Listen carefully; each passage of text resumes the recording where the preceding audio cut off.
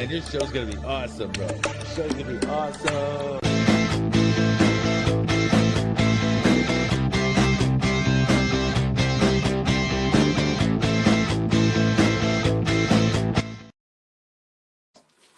This episode is brought to you by Honeybee Funds. Honeybee is a nonprofit organization set up to help house homeless people that fall through all the cracks of other help. Homelessness in America has skyrocketed since 2020, and it's senseless in the wealthiest country in America. Outside of natural disasters, Honeybee believes there is no reason for homelessness in America. Some people will fall through the cracks because they have no children, no elderly living in their household. Some homeless people are not recovering from drug addiction or recently released from jail, so they are not viewed as priority for housing. Honeybee Funds is set up to help homeless find a home, even if they have a large dog that they count as part of their family. Email charliepooch131@gmail.com if you wish to contribute to Honeybee Funds. Now we will return back to our project. Man, your show's gonna be awesome, bro. Your show's gonna be awesome.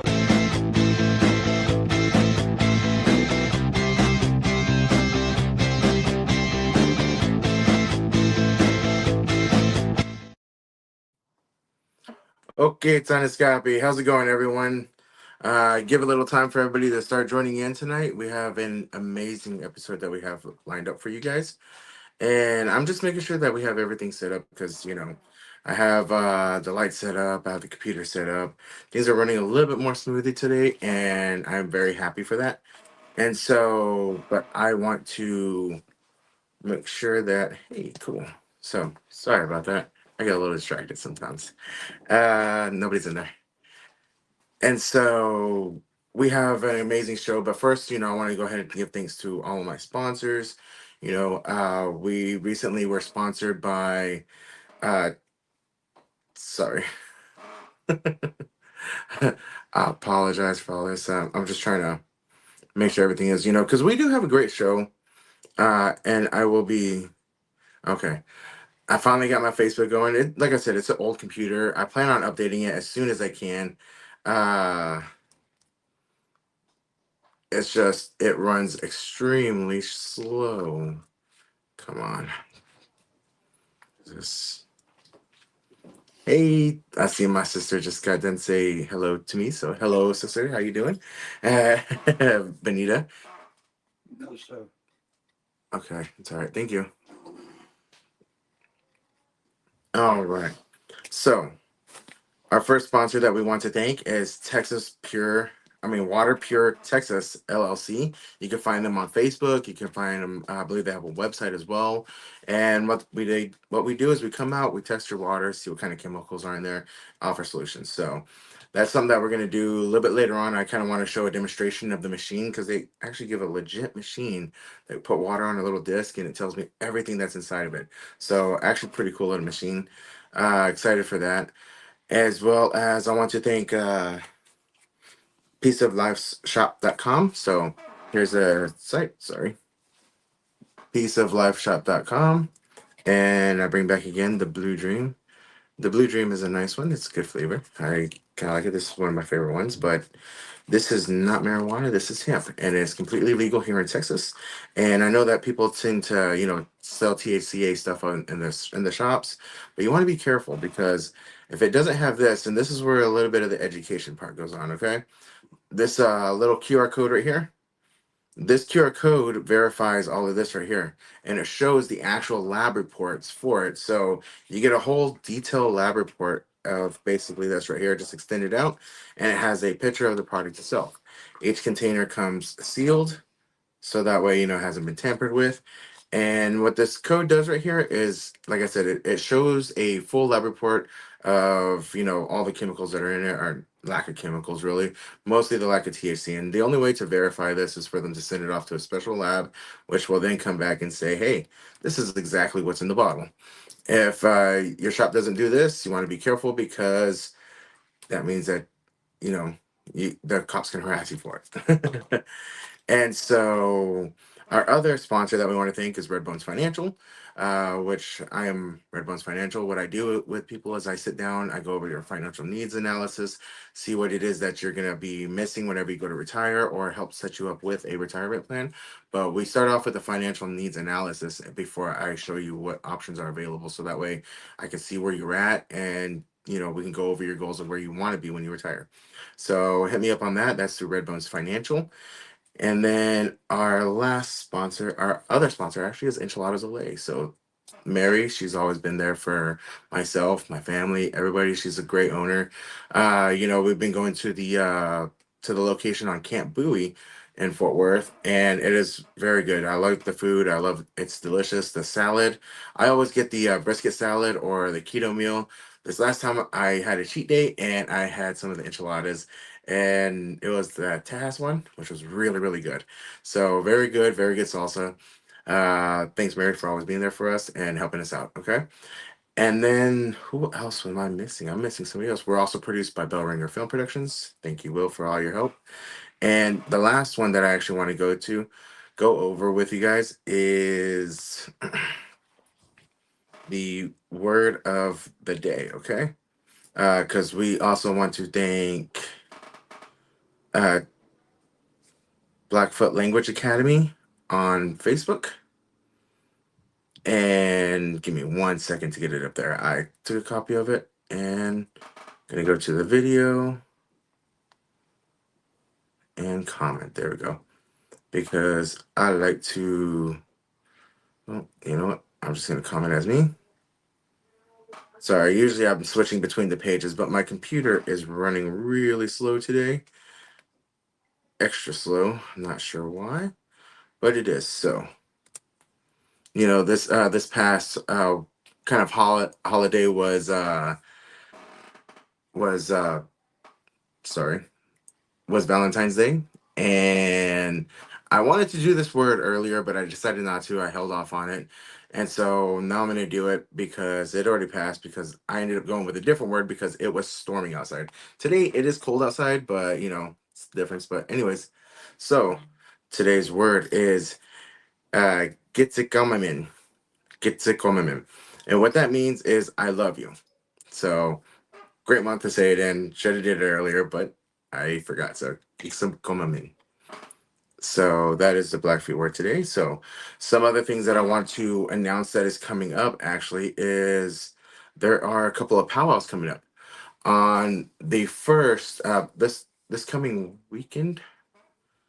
There no, actually on March 1st there is the UTA powwow, which is going to be in Arlington at the UTA Mavericks building, and entry is free.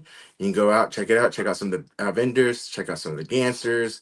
Very exciting things are going to happen. Not only that, coming up is also going to be the IIAC powwow, which is over in Cleburne. Sorry, just taking a second. I don't want to really rush this, I don't want to hurry up too much, but I'm really excited about today's show. And so I'm trying to get to it. But the thing is that I've also given myself time so that way I can add for the stuff that I have, going on. We do want to, because I do play stickball, like I said. And give me 1 second. I need to slow down. There we go. Much better. Sorry. Whenever I was getting ready, I kind of felt like I needed to hurry up. And rushing is something that, of course, is a killer. And this is something that I've actually had to learn to do while doing my self auditions as well. Because one thing that I did was I used to rush it. And I would catch myself fumbling along. And I was fumbling along on scripts. I was having run on sentences. And so one of the things that I was watching that I learned from another was to, take a deep breath, calm down, and then proceed. So whenever we go through annotations like periods or commas, that's a good spot to take a breath and be like, and then keep going without running on. So that is something that I am currently working on. I did recently start a class as well, which is going to be, an improv class. And I am actually pretty excited about it. Uh, you know, I am actually really excited about it. I think that it's going to be an awesome class. It's a little bit later on whenever I get things going. I'm going to give you more ideas of who it is. But whenever you go to, if you want to check out some of his other stuff, you go to Lights Camera Ready on Instagram, and it's that gentleman that I am going to be working with. So I'm very excited to be doing it. Finally, be able to learn a couple of new techniques to help me become a better actor, to become a better host, to just do better all around. Because I can see in different areas of where it would help. I've seen it help along with like my clients. I in the Red Bones Financial. Whenever I meet with to do the pension reviews, I am going over a list of stuff that I have to go through and questions I have to ask. And I even do the same thing there that I notice where I start running on and keep going sentence, and not really running it like in conversation. So I'm glad to be learning new things. And I want to go over tonight's guest list. We have Fernando. Oops, I could just look up his name. It's Fernando Mora. I met Fernando Mora a while back, and it was at a mixer, which was over at with Lions Act Productions, and he is actually a really cool guy. I got to meet him. I've got to know him online because we do live so far apart. And Fernando Mora goes by as is known as the Goodwill actor. Now, this is something that I'm give him the opportunity to explain whenever he comes onto the show, as well as, he is a CEO of a nonprofit organization, and he also does a sports podcast as well. So these are all different information that we're going to find out for him tonight, and he's going to give us more information on himself. So he's going to give us a little background about himself and who he is, where he started from, because he has an awesome testimony as far as where he started and where he was whenever he was in his younger days to where he is at now, and to show some things that he's accomplished, some of the things that he's been able to change over his course of lifetime. It takes away a lot of excuses of, oh, well, that's the environment I was raised in. Well, we're all raised in a tough environment. That's the world. You're all dealing with tough things. Sure, our growing up, our childhood wasn't perfect. However, can't use that as an excuse, because that's all it is, just an excuse. If you're using that to hold yourself back, that is definitely something that you should not do, because you have control of where you go from there. And that's where, I guess I differ from a lot of people, is because I know that my past wasn't the greatest and I don't have the greatest history. However, I was able to steer it away because I was blaming a lot of people for how I ended up. However, I made a lot of decisions on my own too, which put me in those situations. And so I'm glad that I was able to take a hold of my life, steer it from the path that I was on, and I am where I'm at now. And so we're going to learn a little bit about that, as well as from our second guest. Now, our second guest is Mario Gary, and he is from the Coming Soon podcast. Now, Mario, I'm very excited to have him on the podcast. He is a very good friend of mine. I know him from back whenever I used to fight little MMA. We connected online, and we've been friends for over a decade. He's been a very good friend of mine. I've always reached out sometimes whenever I needed help, and he's been able to chat with me and talk with me. And so, very good friend of mine. We went over a decade without even meeting each other in person. It was this total online thing that he became my bro on. And you know I finally did get to meet him, and that was actually on the set of the American Coyote with Marcus Davila and Lions Act Productions. And so when I went down there to do my first role with him, I got to meet Mario Gary, and I was like, "Yo, you Spider, aren't you?" And he was like, yeah." I was like, "Bro, we've known each other all this time, and now we finally get to meet." And so it was a real treat, and I'm really glad to have him on the show tonight, and I am excited for today. Okay, so without further ado, let me see what time it is. So 7:13. Oh, I finished a lot earlier than I thought I was going to. I do want to give a little props to somebody. Now, I did say that I play stickball with DFW Kabuchitoli, and it's Choctaw stickball, so it is not like like New York. They have the stick in the ball where they hit it. It is the precursor to lacrosse. and it is a very fun game that I very much enjoy. Uh, and it is a game, by the Choctaw, and the Cherokee also play. The Cherokee sticks, they're straight, where the Choctaws, they have a curve in them. And so I play the Choctaw version. Because that's the version that I was taught and that I learned. But okay, actually, I do have more information on the 29th annual Native American Student Association powwow at UTA. I have the actual address for you. So it is Saturday, March 1st, 2025, from 11 a.m. to 10 p.m. And there's going to be dancers, there's going to be stickball players. I'm going to be there a little bit later on in the day because I intend on doing the demonstrations with the stickball team. And so you will catch me there. Now, the part that I wanted to give props to is actually a person who came out and played stickball with us, and her name is Kaylin Bearpaw. She is Yuckian Creek, and so Caleb Bearclaw hit 2 home runs for the North Texas to clinch a 5-3 victory over Central Michigan at UNT. So congratulations, Caitlin. You rock. Keep it up. Keep representing. And I'm gonna do my part as well. So keep up the highlights. I will definitely keep giving props out. All right. And so I'm excited for some of our other guest lists too. We have some amazing shows. I actually have the guests tied in for the next episode, and one of them is a Native American model, as well as a Austin-based actor who's actually going to be moving to the DFW soon. So we have an amazing show, an amazing lineup. Okay, I am still talking to some other people about things, and I am really excited that there is progress as far as moving towards a studio. I'm really excited about it. And yeah, I'm sorry. I keep talking about it a lot because I am excited. Also, this Saturday is going to be a premiere of Washington's Armor Bulletproof concept at Capernaum Studios. You can actually go online and get your tickets. I've already got my tickets. I will be there. And we're going to be using their studio to watch Washington's Armor concept for our Washington's Armor Bulletproof concept film.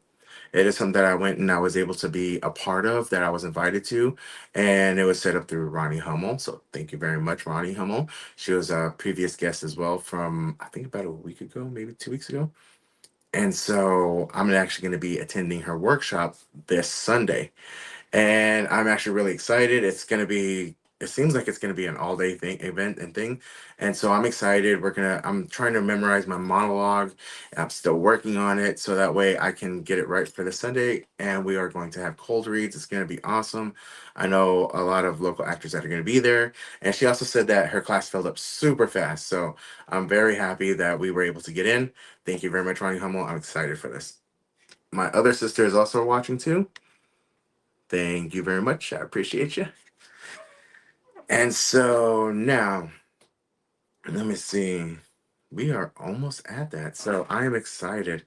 You know what? I think I may go ahead and bring them on a little bit early. So we're going to watch this little clip that was sent in by Fernando of his acting reel. So, Will, if you wouldn't mind, go ahead and. Hello, Alex. Hello. So, it looks like we've had some concerns about your creative office lingo. I don't understand. I'm pretty business-esque when it comes to the verbiage, synergy, paradigm shift, leverage, you name it. I'm fluent with all the buzzwords. Then why did you say let's burn those bridges when we get there in the meeting yesterday? Oh, I was just trying to be proactive, like strike when the iron is warm, or is it strike when the iron is cold? No, it's burn bridges means damage relationships and strike when the iron is hot. No, we need to think about some more positive things that you could say in the meetings. Something like break a leg. Do you know what that means? It means to have an extended lunch break, preferably with cocktails. No. Okay, so Here is a phrase book that I'd like to provide for you, and it can help you learn some more positive things that we could talk about in our meetings, okay? Well, Miss Taylor, I did get here a little bit early. You know what they say, the early chicken gets the worm. No, no, no. Kind of like those kind of phrases? No. I love your enthusiasm, so you're working on it, baby steps, okay? Okay. Thank you. You've been very helpful. You're a lifesaver. Or is it a life sentence? I always get those two confused. Thank you. That was great, man. That was quite an experience there. It was fun. I enjoyed doing that. Hey, Will, can we increase the bubbles real quick? Man, I like that. Whenever we were saying about the break a leg, Oh yeah. and hold on, I forgot to do something. Oh, appreciate you, Will. All right. Take extended lunch breaks. Oh yeah. Preferably with cocktails. Preferably with cocktails. That was hilarious. That was great. Yeah.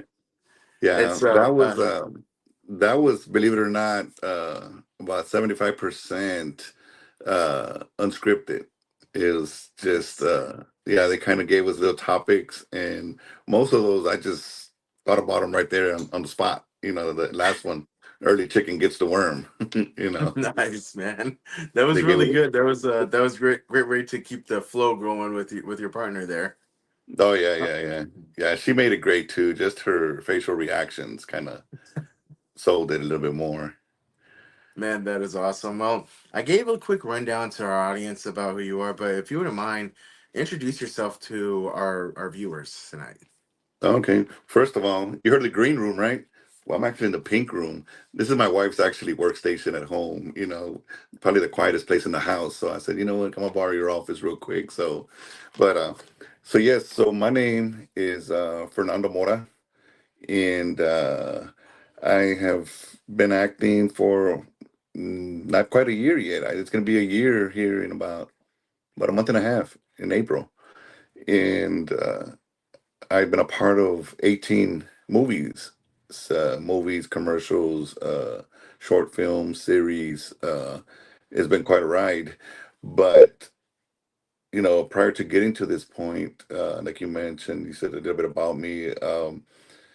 I was, the environment. You mentioned something about environment. Everybody grows up in an environment. They use it as excuses. And that's one thing that I told myself I'm not going to use uh, my surroundings growing up as a young adult, as a child, because I came from my mother has a huge family, a huge, Mexican American family where there are like 16 kids, you know, and yeah, a lot. And we grew up in a neighborhood where it was pretty notorious for drugs and crime, and uh, so it was kind of like if you weren't drinking, doing drugs, you were the oddball, So it kind of felt like, it's okay to do it because everybody else is doing it, So kind of felt like you really kind of like you had to do it. So I became drug addict, alcoholic at an early age. I was just getting into high school and I was already drinking with my uncles and my cousins. Ninth, 10th grade and stuff. So by the time senior year came around, I was like providing all my buddies with all the alcohol and the drugs because my uncles and my dad would buy everything for us. My dad was a cool dad, according to all the kids, you know. So little did I know that I was going to develop into a life of crying for myself. I did a lot of bad things that I'm not proud of, and eventually I got caught. I think it was at the age of 27 years old when I fell asleep at the wheel. Coming home from of evening of just drinking and doing drugs. Well, actually, let me correct that. That night I was looking for drugs, but I couldn't find any cocaine. Right, so I couldn't find any, so I went out and drank as if I had some. So as you know, when people do cocaine, they can stay up drinking all day. It doesn't really affect them. So, well, this time I didn't have anything. Uh, I just went out and drank as if I had some. So when I was on my way home, I fell asleep at the wheel. And when I fell asleep at the wheel, I was involved in a really bad car accident where people were injured. And I think I hit 5 parked vehicles, to the point where, people were seriously injured. And when I say injured, I mean, we're talking about loss of limbs, So uh, little did I know that had happened because I didn't know I was drunk. So next thing you know, I'm in jail and I get arrested and I stayed in there for a while. And uh, luckily, I had worked for an orthopedic surgeon at the time and I was kind of familiar with traumatic injuries. So it turns out that the person that lost limbs actually went to the emergency room and came out walking, was sent home. So then I told my attorneys and I said, you need to look up this term called compartment syndrome. Compartment syndrome is an injury where that you suffer upon a crush injury, whether it's an arm or a leg, any limb. So what happens is your muscles tend to swell and swell and swell to the point to where your skin can only stretch so much. So the muscle still wants to swell, so it can't. So it starts dying and then dying and it just dies. So then they have to amputate. So for the treatment for that is they need to fillet the leg, meaning they cut on one side, cut on the other side, cut on the back side to let the muscle swell, and then eventually the muscles go back to the regular size, and then you suture up the cuts and you save the limbs. So I told my attorney that, and sure enough, the hospital was negligent for that. And I told my attorney, I said, look, I'll take full responsibility for the accident. I fell asleep at the wheel. Yes, I did it. I'm guilty, but I am not responsible for the man losing his limbs. So needless to say, they dropped the charges, but I still got charged with intoxication assault, which is one step below manslaughter. So I went through the whole court system. I was in jail for like 8 months, and then I came out and went to the court, and the judge, cut me a break. Says, it was my first offense. I had done many things, but I had never got caught. I finally got caught, and this happened. So fine, he threw the book at me: 10 years probation, 500 hours community service, AA, NA meetings. I went through work release, meaning I spent the night in jail, went to work all day, and then went back at night to spend the night there for a few months. I had the antabuse pill. I had the little machine that you put in your vehicle to detect alcohol. I had 2 ankle monitors. One was a GPS. The other one was an alcohol detector. So I had a lot. 5 years into my probation, I get caught again with drugs. And I was dating a woman that was giving me a ride home because my license was suspended. And I was already drunk. She told me, hey, can you hold this? So I put my hand out and she puts a bag of cocaine in my hand. Well, I didn't know we had pulled over to the side. So when I was looking at my hand, trying to focus to see what it was, because I was already drunk, I hear a tap at the window and there's a flashlight coming in right on my hand. And I was like, you gotta be kidding me. I didn't know we had gotten pulled over. So the cop step out of the vehicle and what do you got in your hand? And I opened my left hand, nothing. It was your right hand. It was right there in my hand. And he says, and I told him, officer, this is not even my stuff. It's hers. He told me to hold it. I didn't know you pulled us over. And the guy was kind of cool. He said, man, you should have just thrown it in the vehicle. It's her car and she would have been charged with it. And I said, but it's not mine. He goes, I'm sorry, I caught you red-handed. So here we go, back to jail. So again, I spent another, I think this one don't know, there was no what do you call it, bonding out. So I stayed there another 8 months till I waited for my court date. And went to court again, and the judge looks at me and he goes, haven't I seen you in my courtroom before? And I was like, oh my God, he remembers me. And I said, yes, Your Honor.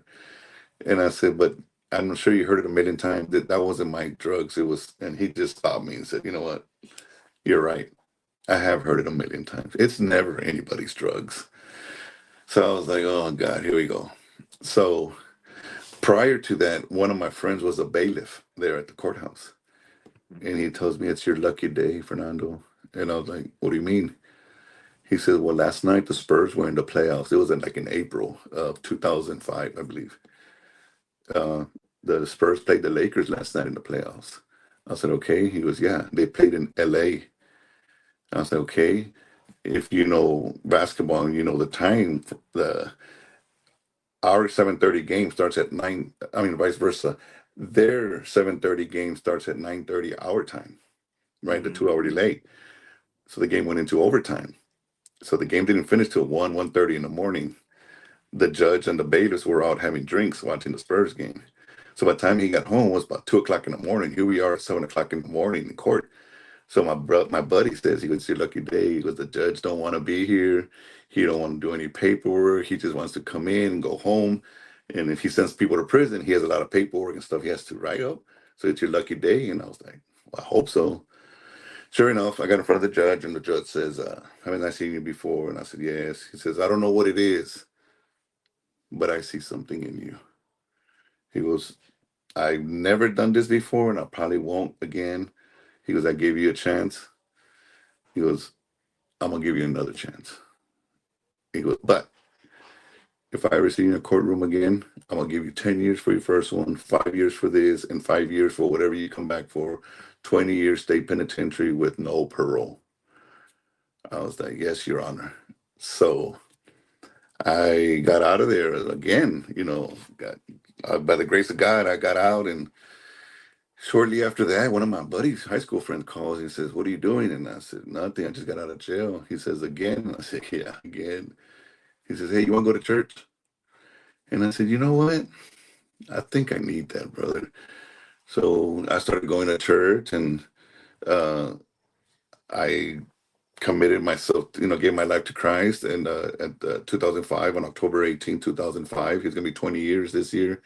And I decided, well, actually, I felt a tap. I felt a tap telling me, "Go back to school, go back to school." Because I just had a high school diploma, 15 years out of high school.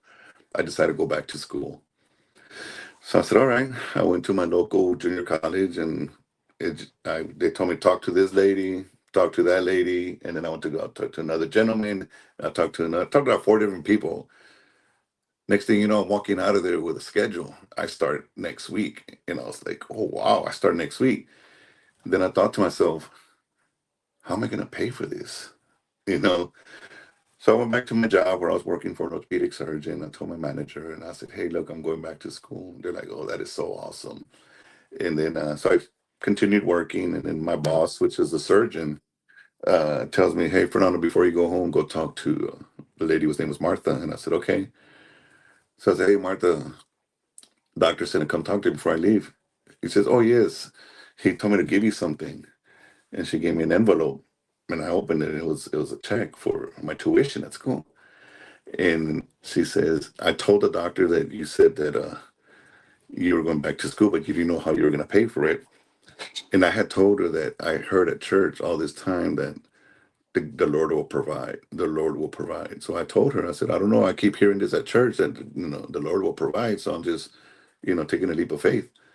So he says, "Well, Fernando doesn't have time to wait for the Lord to provide. I'm going to help him." So I started laughing, and she says, "Why are you laughing?" I said, "You don't see it?" I said, "God's using him to provide for me, and he doesn't realize that. He's saying that, you know, he just didn't realize that God was using him to pay for me." So anyway, he went ahead and did that for the first 4 semesters, get me through school, and eventually I got my bachelor's. And I said, "You know what, bachelor's not good enough. I got 2 felonies on me. Bachelor's not good enough." So another year and a half, I completed my master's degree. So now I have an MBA in business administration, emphasis in marketing. And yeah, so I was like really proud of that moment. I actually did got my MBA from 0 credits to an MBA in 5 years. Most people on the average takes about 6 years or plus. I did it in five. That's So yeah, yeah, I'm really proud of that. Uh, so then shortly after that, I felt another nudge, and this was back in 2013. I had just completed my MBA like in 2011. And then I felt Well, back then I told God, actually when I gave my life to God, I was actually at home doing drugs and drinking, and I started bawling. I started crying, not just your regular little sniffle. I'm talking a full out crying with the whole like have a hard time breathing and stuff when you're crying. And I was like, Yeah. why am I crying? Back then I considered myself this macho tough guy that wouldn't take crap from anybody, but I was crying.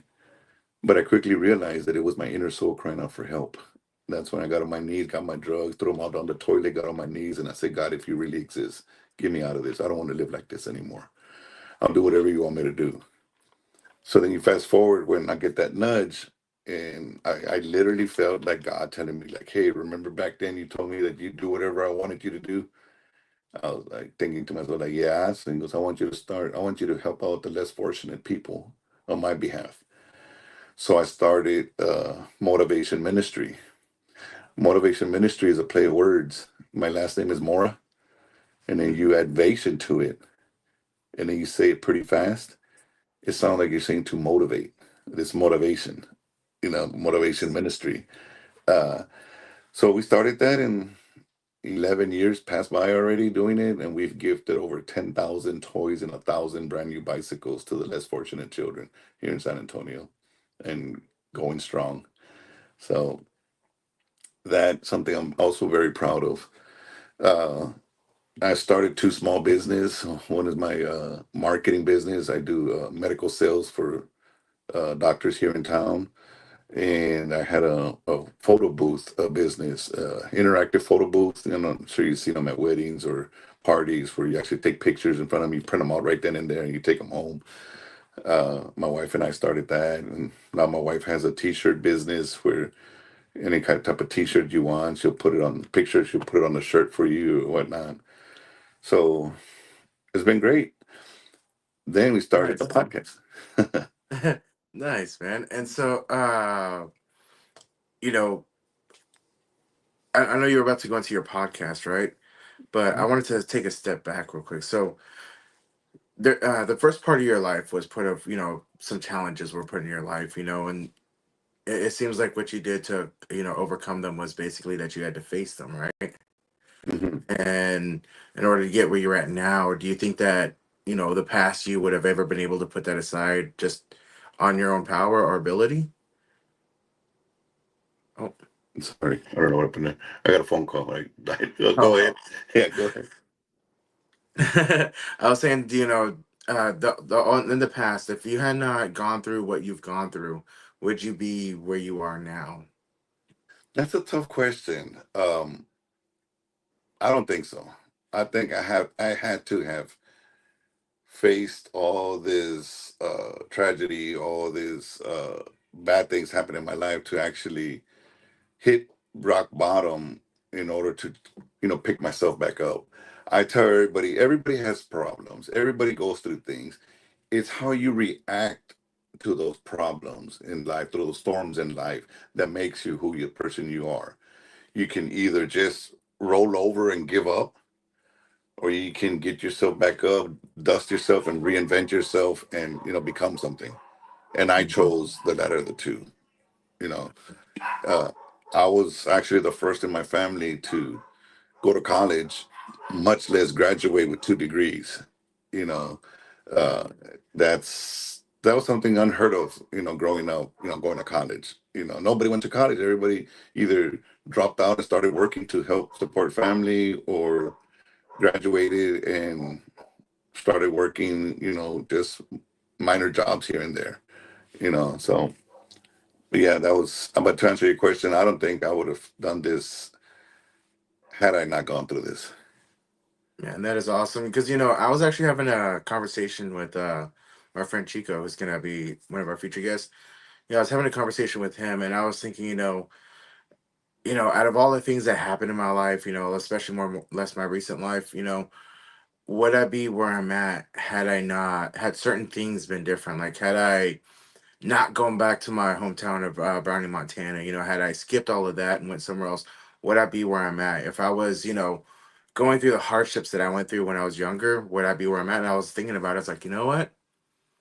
I don't think I would have been, you Hmm. know, because what it was if I had not gone through everything I've gone through and the hurt, the pain that I've been through, the anger that I used to be in, and going around and changing who I am, and even to the point of meeting Amy, I would not be where I'm at because I had no intentions of acting whenever it first became presented to me.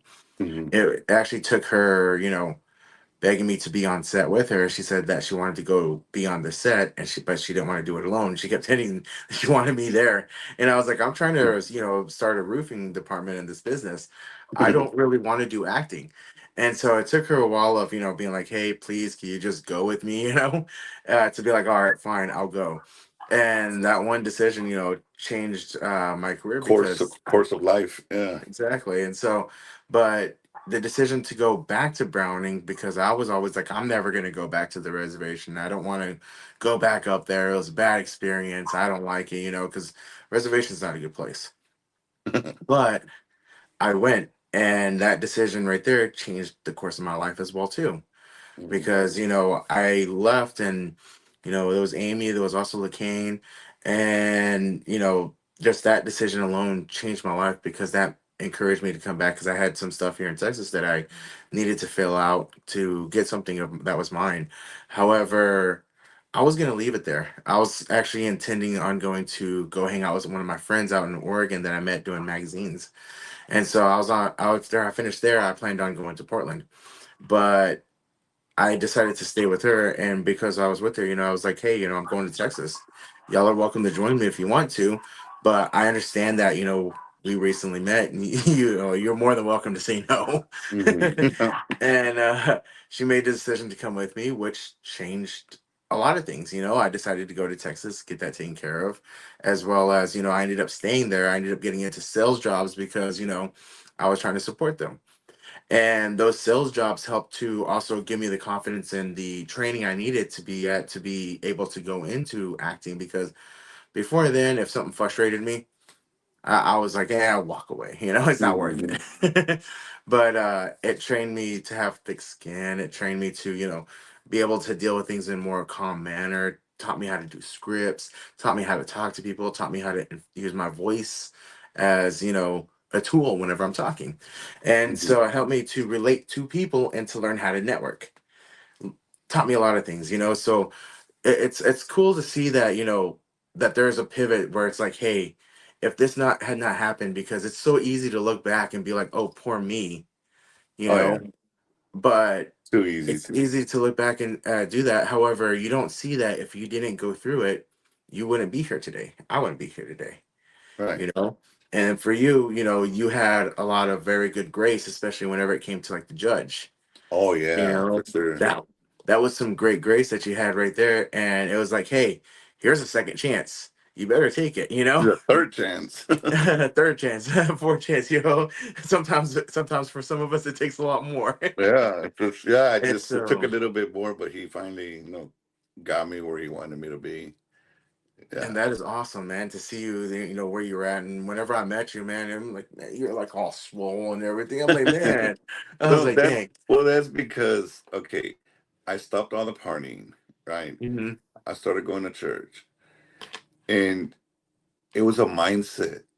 I mean, I had to keep my mind active because if I if I was stagnant, that old saying, "A stagnant mind's a dangerous mind." I should have said Hmm. it. I should have said it backwards to go back with the real in the beginning. But so I had to keep myself busy. So I was working, and if I wasn't at work, I was at school. Hmm. If I wasn't at school, I was at church. If I wasn't at church, I was at the gym. So I kept myself busy from 8 o'clock, 7 o'clock in the morning, all to wait till 10 o'clock at night, time to go to sleep. So I didn't have any chance or time to think about drinking again or doing drugs again. And I purposely did it for that reason. And uh, I would stay at the gym till 10, 11 o'clock at night. So working out for 10, 15 years, going on 20 years now, and I still go to the gym. I'm going to be 54 this year, and people look at me like, "There's no way you're 54," because my body build. I almost got a six pack going on, and I had 18-inch arms, real thin. They're like, "Dude, how old are you again?" The only thing gives it away is this little white goatee here. But yeah, that's why I stay in shape, because I made it a routine to for my mind. Hmm. So that's why, when you met me, I was pretty buff and stuff. I still maintain. I just lost some weight, but still maintain it. But not to mention, Yeah, it's a lot healthier lifestyle. that So is awesome, man. And it's great to see that you're at where you're at now. Uh, what led you into acting? You said that you've only been acting, was it a year and in April, in in April. April? hmm And so it's been a lot less than that. So what actually led you into acting? How did you get started? Well, that's a funny story. Like I said, we have a podcast, right? Hmm. Roger Gomez, I think Roger Gomez from Latinx Yeah. International. Shout out to Roger. Um, he approached me and he said, because I'm a big boxing fan, he called me the boxing guru because I know so much about boxing. I just read up on it, watch YouTube, and just watch a lot of fights. So he wanted to start a boxing podcast, and I said, let's do it. So we've been doing it already for almost a year now. I think probably a year already, and we did that, and then I would help him out on his Latin International part, where he would interview uh, pretty much anybody that had a story. Hmm. And for a while there, right before we met, I think for a couple of weeks in a row, I don't know, for some reason, we interviewed directors, you know, and we interviewed this gentleman by, you probably know him, Mike Ocho Torena, Ocho. Oh yes, I haven't met him personally, but I know that JJ's done a lot of things with him, and I think Marcus has as well too. Yeah, I've been in with him a few of his movies. So he was on our show, and he says, hey, this weekend, if you guys aren't doing anything, we need a few extras to film a few scenes that we're finishing up the movie A Dog's Life, DAWGZ, A Dog's Life. It's a cartel gangster / love story. That's And cool. it's funny. Actually, Mario had invited me to that, but I think I was actually busy on another set that week. I really wanted to go down because, I do love independent film as well, but Oh yeah, you know, I had to get paid too. So so yeah, you got to put food on the table. Yeah, so yeah. it's funny when he told me kind of like a gangster love story, and I said, "Oh, like Grease?" He says, "No, not like Grease. The Thunderbirds when he meets the girl, that's a gangster love story." You're like, "No, nothing like that."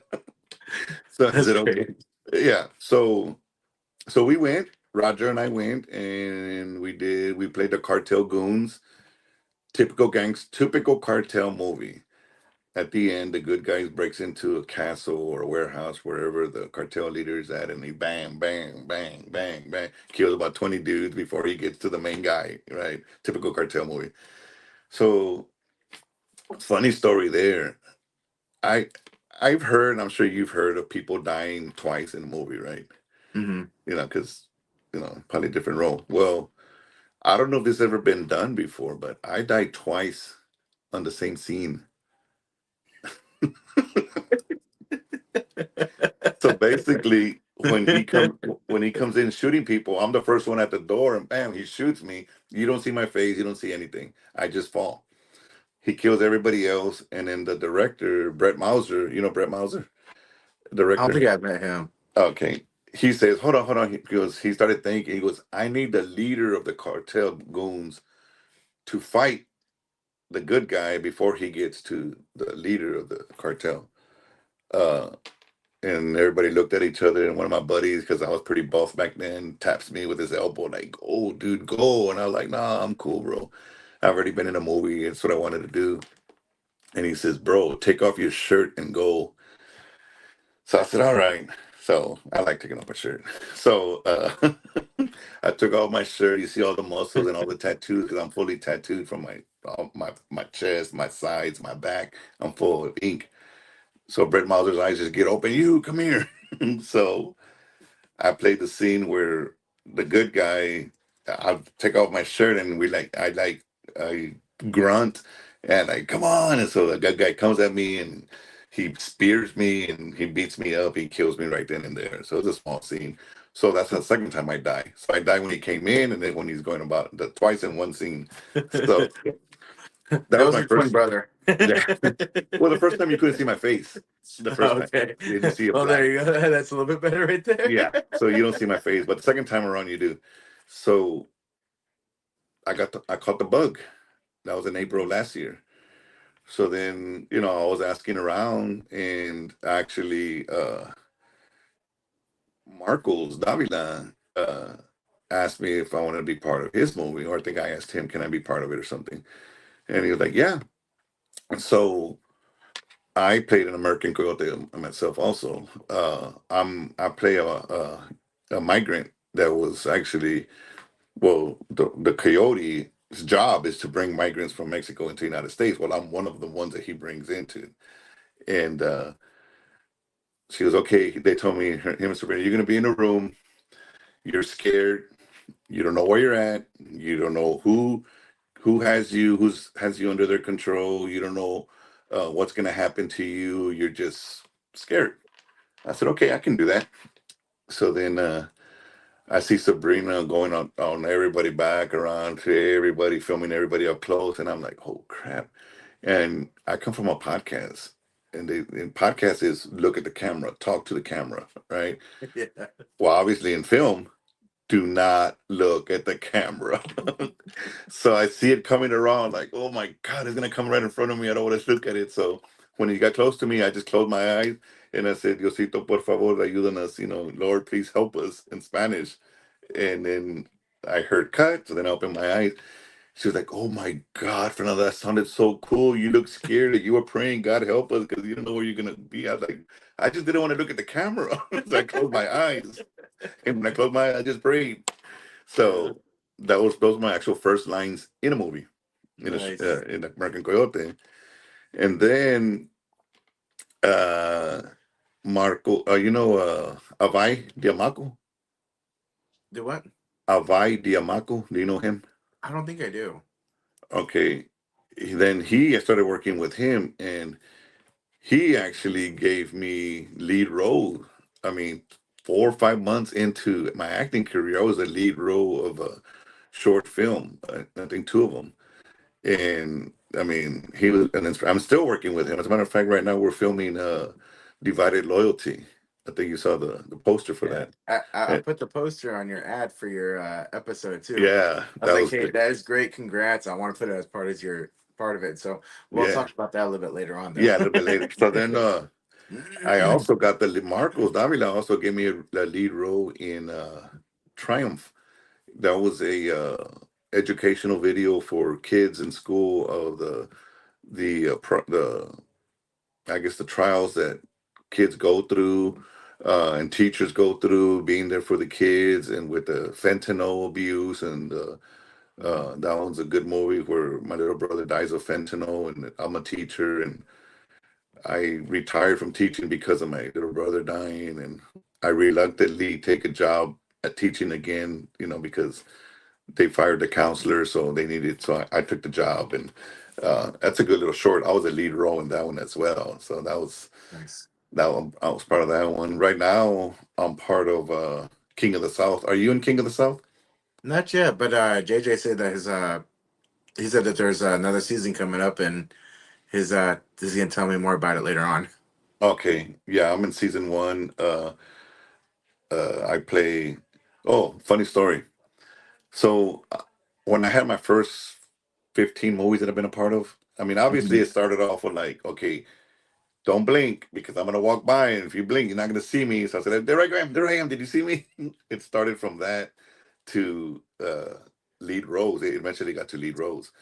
Uh, but in 3/4 of those movies, I die. You know, I get Mhm. killed. I'm either the thug, the cartel, the bodyguard, just the bad guy. So there's a joke on set sometimes when I'm on set. Hey, Fernando's on set. Should we kill him already? So I'm like, dude, really? It wasn't until I had to put my foot down and told some of the directors, hey, thank you for choosing me for these roles, but I have an MBA. I can talk. I can do dialogue. I'm not just a musclehead or a thug, that has to play that role. So then I became an officer on that one picture I sent you. I think I played a doctor. I played an attorney. So I'm pretty much diverse when it comes to what roles I can play. So that was funny. So yeah, then we go to the I think last month I there was some local film awards, San Antonio Film Awards or All Star Film Texas Awards, filmmakers or workers. Texas Filmmakers Texas. Award. Yep. Yeah, and I was chosen for recognition for my 18 movies. I think at the time it was 16 movies. 16 movies that I had done in 9 months. So they gave me recognition and they considered me like a newcomer of the year for uh, being so busy and getting so many things done in such a short time. And it kind of felt like I was in a crash course of acting and just being, elevated. And I had never acted before, you know. And I mean, I acted dumb before, but that's totally different, That's a good one. So yeah, it's been quite a journey, bro, and I'm just enjoying life and just I question myself sometimes like, man, where was this when in my 30s or 40s? But I'm now in my 50s. I'll be 54 this year. I'm like, but then I think, you know what, Machete was discovered in his 50s as well. Oh You yeah, he know, was. yeah. So I'm like, we'll see what happens. I mean, right now as we speak, I'm doing that one divided loyalty, Mhm. and I have three more lined up after this that they're waiting for me to finish. And for Nice. some reason, everybody likes that one, the cop get up that I have the setup with the vest and the badge and the gun and stuff. Yeah. I'm actually writing a story right now about him. Nice. I want to bring him to the big screen, and I already got a couple of directors say, "Hey, it sounds like a good story. Let's make it. Let's make the movie." Nice. Yeah, I said, but you know, I'm still writing it. I don't know. Maybe I'll include a Native American in there and give you a call, like, "Hey, I got something for you." Hey, well, I'll be ready, man. Definitely want to support you, and I Oh, support all talents, so man. support each other. Yeah, that's what it's all Yeah. about. Yeah, this It's, one's going to be called a Special Agent Max Logan. That's who that character's name is, Max Logan. Oh, and to the Goodwill thing. yep, Uh, that's what I was gonna go into too. I was like, you have uh the Goodwill actor. I mentioned that right as I was kind of introducing you a little bit. mhm. And so I would want you to go into that. How did that come about, the Goodwill actor? Early or late last year, I met up with some producers from LA that wanted to recruit me, to be part of their little group and put me on shows and other stuff. But it number one, it was too good to be true, and I oh, they told me, he goes, "You're perfect. Your image, your story, where you come from, where you're heading, your look, your nonprofit organization." The guy says, "I can already see it. Fernando Mora, the Goodwill actor." Because of my nonprofit, giving away Yeah. toys and bikes to the less fortunate children. And I was like, I didn't sign with them or anything, but I was like, think I'm gonna steal that name. I like it. The Goodwill actor. you know. Yeah. So now I tell people, actually, to be honest with you, this is the first time I actually put it out there live to it and say the Goodwill actor, which I'm gonna start kind of using it in the future. So hopefully Okay. people can, relate to me as Fernando Mora, the Goodwill actor. He's been nonprofit, now he's acting and but yeah, that's how the Goodwill actor came about. So Nice, man. That is yeah. awesome. And that's really good that, because homelessness has been getting worse and worse in the United States. Hmm. And a lot of people don't understand that. I mean, we we hope that it doesn't keep getting worse. However, unfortunately, it's a truth that we all face today, and it's with the way that bills are rising, inflation going along, it's just insane to see a lot of families who just can't hold on anymore and working 4 jobs. And so It's it's a tough. relief, especially to have nonprofits like yours, not for profits like yours, to give gifts, and help out with the kids, because for kids, they don't understand what's fully going on. I mean, they It's not know their that things are fault. good, It's not yeah, their fault at all, you know. and they suffer just with the parents as well. However, you know as parents of kids in that situation, it sucks for them, because they're like, man, I wish I could just provide something for my kids, a gift, a toy, something. And for not-for-profits like yours to be around, that's just a big help. And I know that everybody who participates in it or receives it is just beyond happy, Hmm. and so we thank you for that. Yes, thank you. I appreciate that. And our nonprofit organization was actually awarded an award from the White House. Apparently, Biden has an organization goes all around the country in different cities and states, and they pick out a couple of nonprofit organizations that they award recognition to from. The White House with Biden's signature on there. We got a recognition from there. The state of Texas recognized Motivation Ministry as well. For the cool thing about that is the nonprofit organization. You'll never hear me say that it's mine. It's ours. So I Mhm. consider, when I say ours, I mean all the people that helped me. We've gotten so many awards, and every time they call me and they say we're going to give a recognition to Motivation Ministry, and I say, okay, when? The time. Then I pick out some volunteers and I tell them, hey, what are you doing on this day? Well, nothing. I say, well, don't make plans. I need for you to go with me. So when they call me up there for Nana Mora Motivation Ministry, I go up there, but I take some volunteers and I say, here, you accept the award. I give them the opportunity to go up there and accept the award in behalf of Motivation Ministry. And then I talk and I say, yes, this has my name on it, but without people like this, none of this would be possible. So I let them accept the award on behalf of Motivation Ministry. So, you know, I think it's only fair because I'm not the person that says it's all me. I did this all myself. No, you'll never hear that from me. It's because of my volunteers that helped me do this, because it takes an army to do this, you know. Mhm. So I give everybody the recognition, and I say our nonprofit. Nice. So So if somebody wanted to help out or donate to your nonprofit, how would they be able to do that? you can look for me on Facebook, Fernando Mora. You can look up Moravation Ministry. Again, it's Moravation Ministry.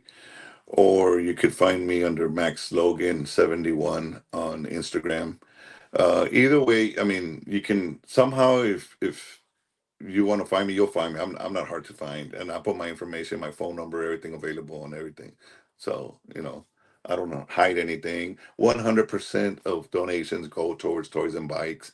Uh, like I said, I've been blessed to have what I have, so I promise everybody that donates, look, I don't think I've been around 11 years.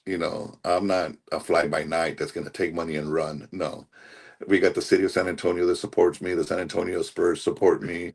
Uh, what's Local judges here in town support me. I got a lot of people that can vouch for Motivation Ministry that we are legit. Mhm. So yeah.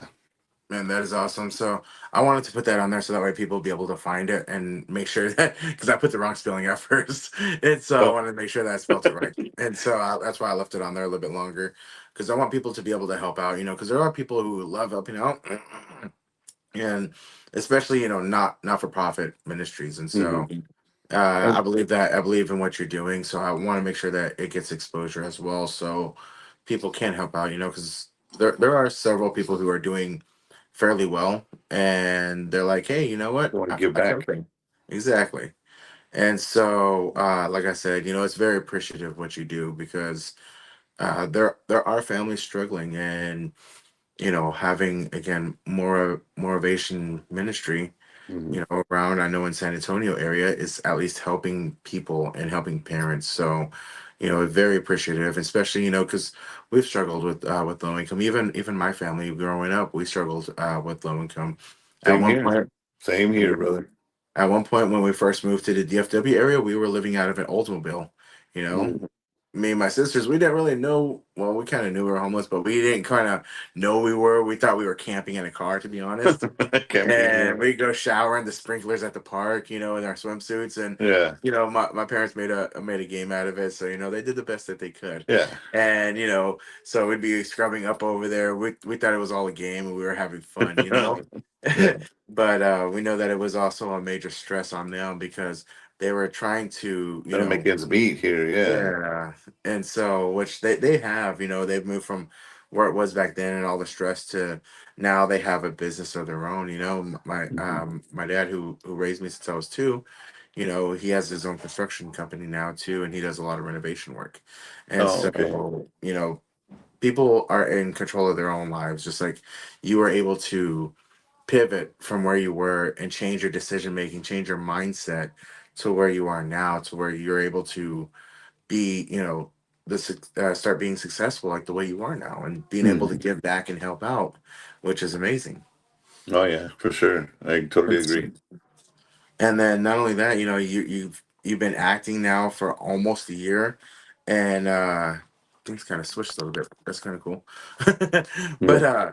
you're able to be where you're at, which is, I'm really happy that I did get to meet you, because I've gone down there for the mixers for Lions Act Productions. Marcus is also the first person to give me lines too, and which Yeah. was in the American Coyote as well. And We're actually in the horror movie Legend of the Donkey Lady together. The yes, same, we the are in same that one as scene. well too. Yeah, I forgot about that. We're together in the same scene. Yeah, that I'm the was first fun one. too. Again, I die in that movie. First one to die in that movie. That is, yeah, Hey, I what's died. funny is I didn't die. You didn't? How did you get away? You're gonna have to rewatch it again. Oh, you don't, right? Yeah. So for those who don't know, you can actually go to YouTube. Sorry, you can actually go to YouTube and watch Marcus Davila's Legend of the Donkey Lady. It's on YouTube. You'll see me. You'll see Fernando. Huh? Yeah. Yeah, I gotta It's ask Marcus about it. I gotta ask Marcus about that. How come you didn't die? ancient indigenous secrets. I'm just playing. But and the American Coyote, I was actually supposed to come down and do one thing that I understood I was supposed to do. And whenever I got there, it changed. And so then I was supposed to do something else. And I'm not giving any spoilers out, but Yeah. it was there was a dialogue between me and one of the lead actor in the movie, and he kind of had an idea more of what the scene was going. I came in and I kind of jumped in and was given a general overview, kind of like how you were on the other role, and you know, I just kept flowing with him. And for me, I had to kind of maintain, um, I had to maintain character. And so while I was Chico, can you close the door, please? Chico, can you close the door, please? Thanks. Sorry about that. But you know, I had to maintain a character. So I was like, whenever some of the breaks were taking, I was like, no, no, thank you. I need to maintain my mindset that I'm in. And so it's been pretty cool, and it felt really good. He told me that it looks really great. And I can't wait to see whenever it comes out. I know that he's putting some finishing touches on it, some last minute scenes that he's putting together. And I know that he's getting ready to release it, which I'm pretty excited for because I'm excited to see you in it and see your role. Oh, did we lose Fernando? Hey, Will? Will. Sorry about We that. did lose Fernando. All right, give me 1 second. Let me see if I can bring him back in. We are almost gonna be. He may have received their phone. Pretty girl dog bed out of it, Jazzy. But for anybody who's curious, if you go over to Lions Act Productions on Facebook or Instagram, you can keep up to date on some of the projects that they have coming up and that they'll be coming out with. And so if you want to contact them to audition for any of the roles that they have, just go to the Lions Act Productions page that's monitored by them, and they'll be able to get to your message. Okay, that is the person. So whenever I share, because I do share casting calls on my page, always go to the owner of the post or the person that says that is the one doing the casting, and chat with them because they're gonna ones being made the last decision. I'm just relaying a message, and so.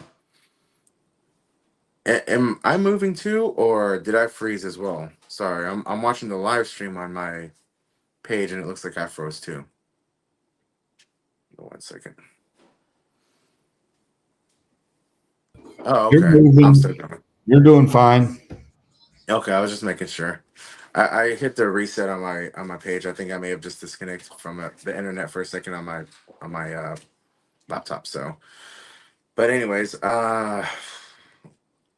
is Fernando back in the guest waiting yet?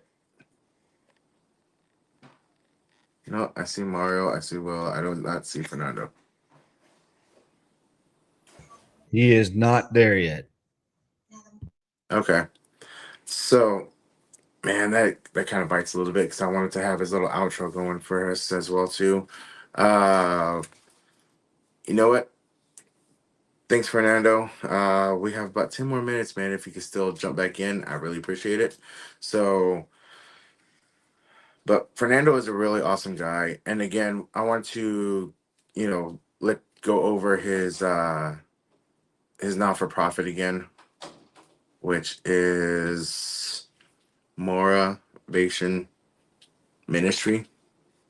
If you want to help out, reach out to him. And his name is spelt Fernando Mora, Fernando Mora, Mora. His ministry is Moravation, so like I'll play on his last name, Moravation Ministry, Ministry.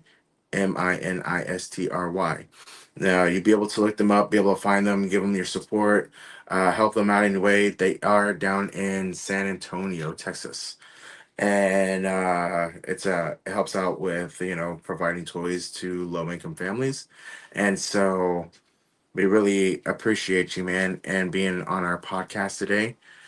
And so I think what I'm going to do is I'm going to go ahead and introduce our next guest. He is also waiting. So our next guest is Mario Gary, and I said it wrong before because I accidentally spelled it wrong too because I thought it was Gary, but it was Garay.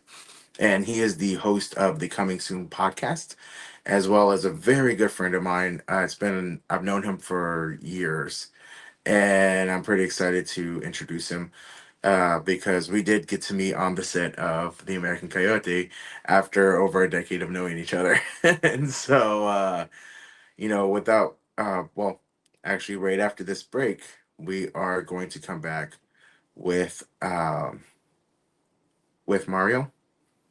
This So, episode is brought to you by Honeybee Funds. Honeybee is a nonprofit organization set up to help house homeless people that fall through all the cracks of other help. Homelessness in America has skyrocketed since 2020, and it's senseless in the wealthiest country in America. Outside of natural disasters, Honeybee believes there is no reason for homelessness in America. Some people will fall through the cracks because they have no children, no elderly living in their household. Some homeless people are not recovering from drug addiction or recently released from jail, so they are not viewed as priority for housing. Honeybee Funds is set up to help homeless find a home, even if they have large dog that they count as part of their family. Email charliepooch131@gmail.com if you wish to contribute to Honeybee Funds. Now we will return back to our broadcast. all right, welcome back. Now we got Mario Spider Gary. How you doing, Mario? My man, how are you, bro? Doing Doing pretty great. good. So I'm gonna keep calling you Spider because for the longest Oh, yeah. time, that's how I knew you. Yes, sir. And so I gave a quick overview about you. Can you please introduce yourself uh to our viewers? Yes, sir. My name is Mario Garay, is how I pronounce it, but Garay definitely works. I'm local to San Antonio. I mean, I've been involved in combat sports for years, man, which is where we met. Started training late in life, 1999, actually. I mean, a couple years back, right? But Mhm. you know, grew up kind of. I was listening to your story earlier, man. La Fernando, man, grew up in a big family. Family of 8. Dad was a working stiff. I mean, put us through. We weren't poor. There was 8 of us, but I mean, we did definitely had a lot of hand me downs and a lot of things that we didn't take for granted, man. Which was a lot of time. We had to share beds growing up. So that was you can say we were pretty close. As a family. Nice. That is awesome, man. And like I said, I was trying to remember how long we've really known each other. I think it was like 2011, 2012, somewhere around that time that we And actually. probably like because I know when it came to Texas Fighting, which is a company that was given to me by Chris Lopez Jr. I started with him in 2005, so it must have been like 2009, 2010. It was a few years after that, but yeah, it's been a while, bro. Nice, man. That was it was kind of cool that we had like a online friendship going, and we were like, still Oh chatting, we yeah, were like bros and everything. And so after all that time that we had actually never met in person, because yeah. like you said, you're in San Antonio, I'm up here in the DFW area, and I was going to like local matches around here for like Brazilian Jiu-Jitsu and all that. And it was kind of cool because I don't remember how I came across your profile on Facebook, but I did. I think it was through a mutual friend. No, yeah. And then we got to meet on set, which was actually really cool for us to kind of go all the way around full circle to where we started off in like the MMA world and then ended up in acting. No, no, for sure, man. I think we both did that Spider-Man thing where we're pointing at each other like, man, it's you, bro. Like, we definitely had a moment, but yeah, it was great, man. And that's one of the things I've been enjoying about jumping in films, man. Personally, I mean, when it comes to social media, I've been doing it for years. Before combat sports, I mean, I had a zine back in 1994 where I would interview bands via mail. So I used to send letters, bro. I used to send bands like questions. 2, 3 months later, bro, they said, but I was interviewing bands from all over the world, man, and it's mind blowing. I mean, the time frame. Back then I had to wait like weeks, months just to get something, and now it's like I just send somebody a link, boom, automatic, man, easy.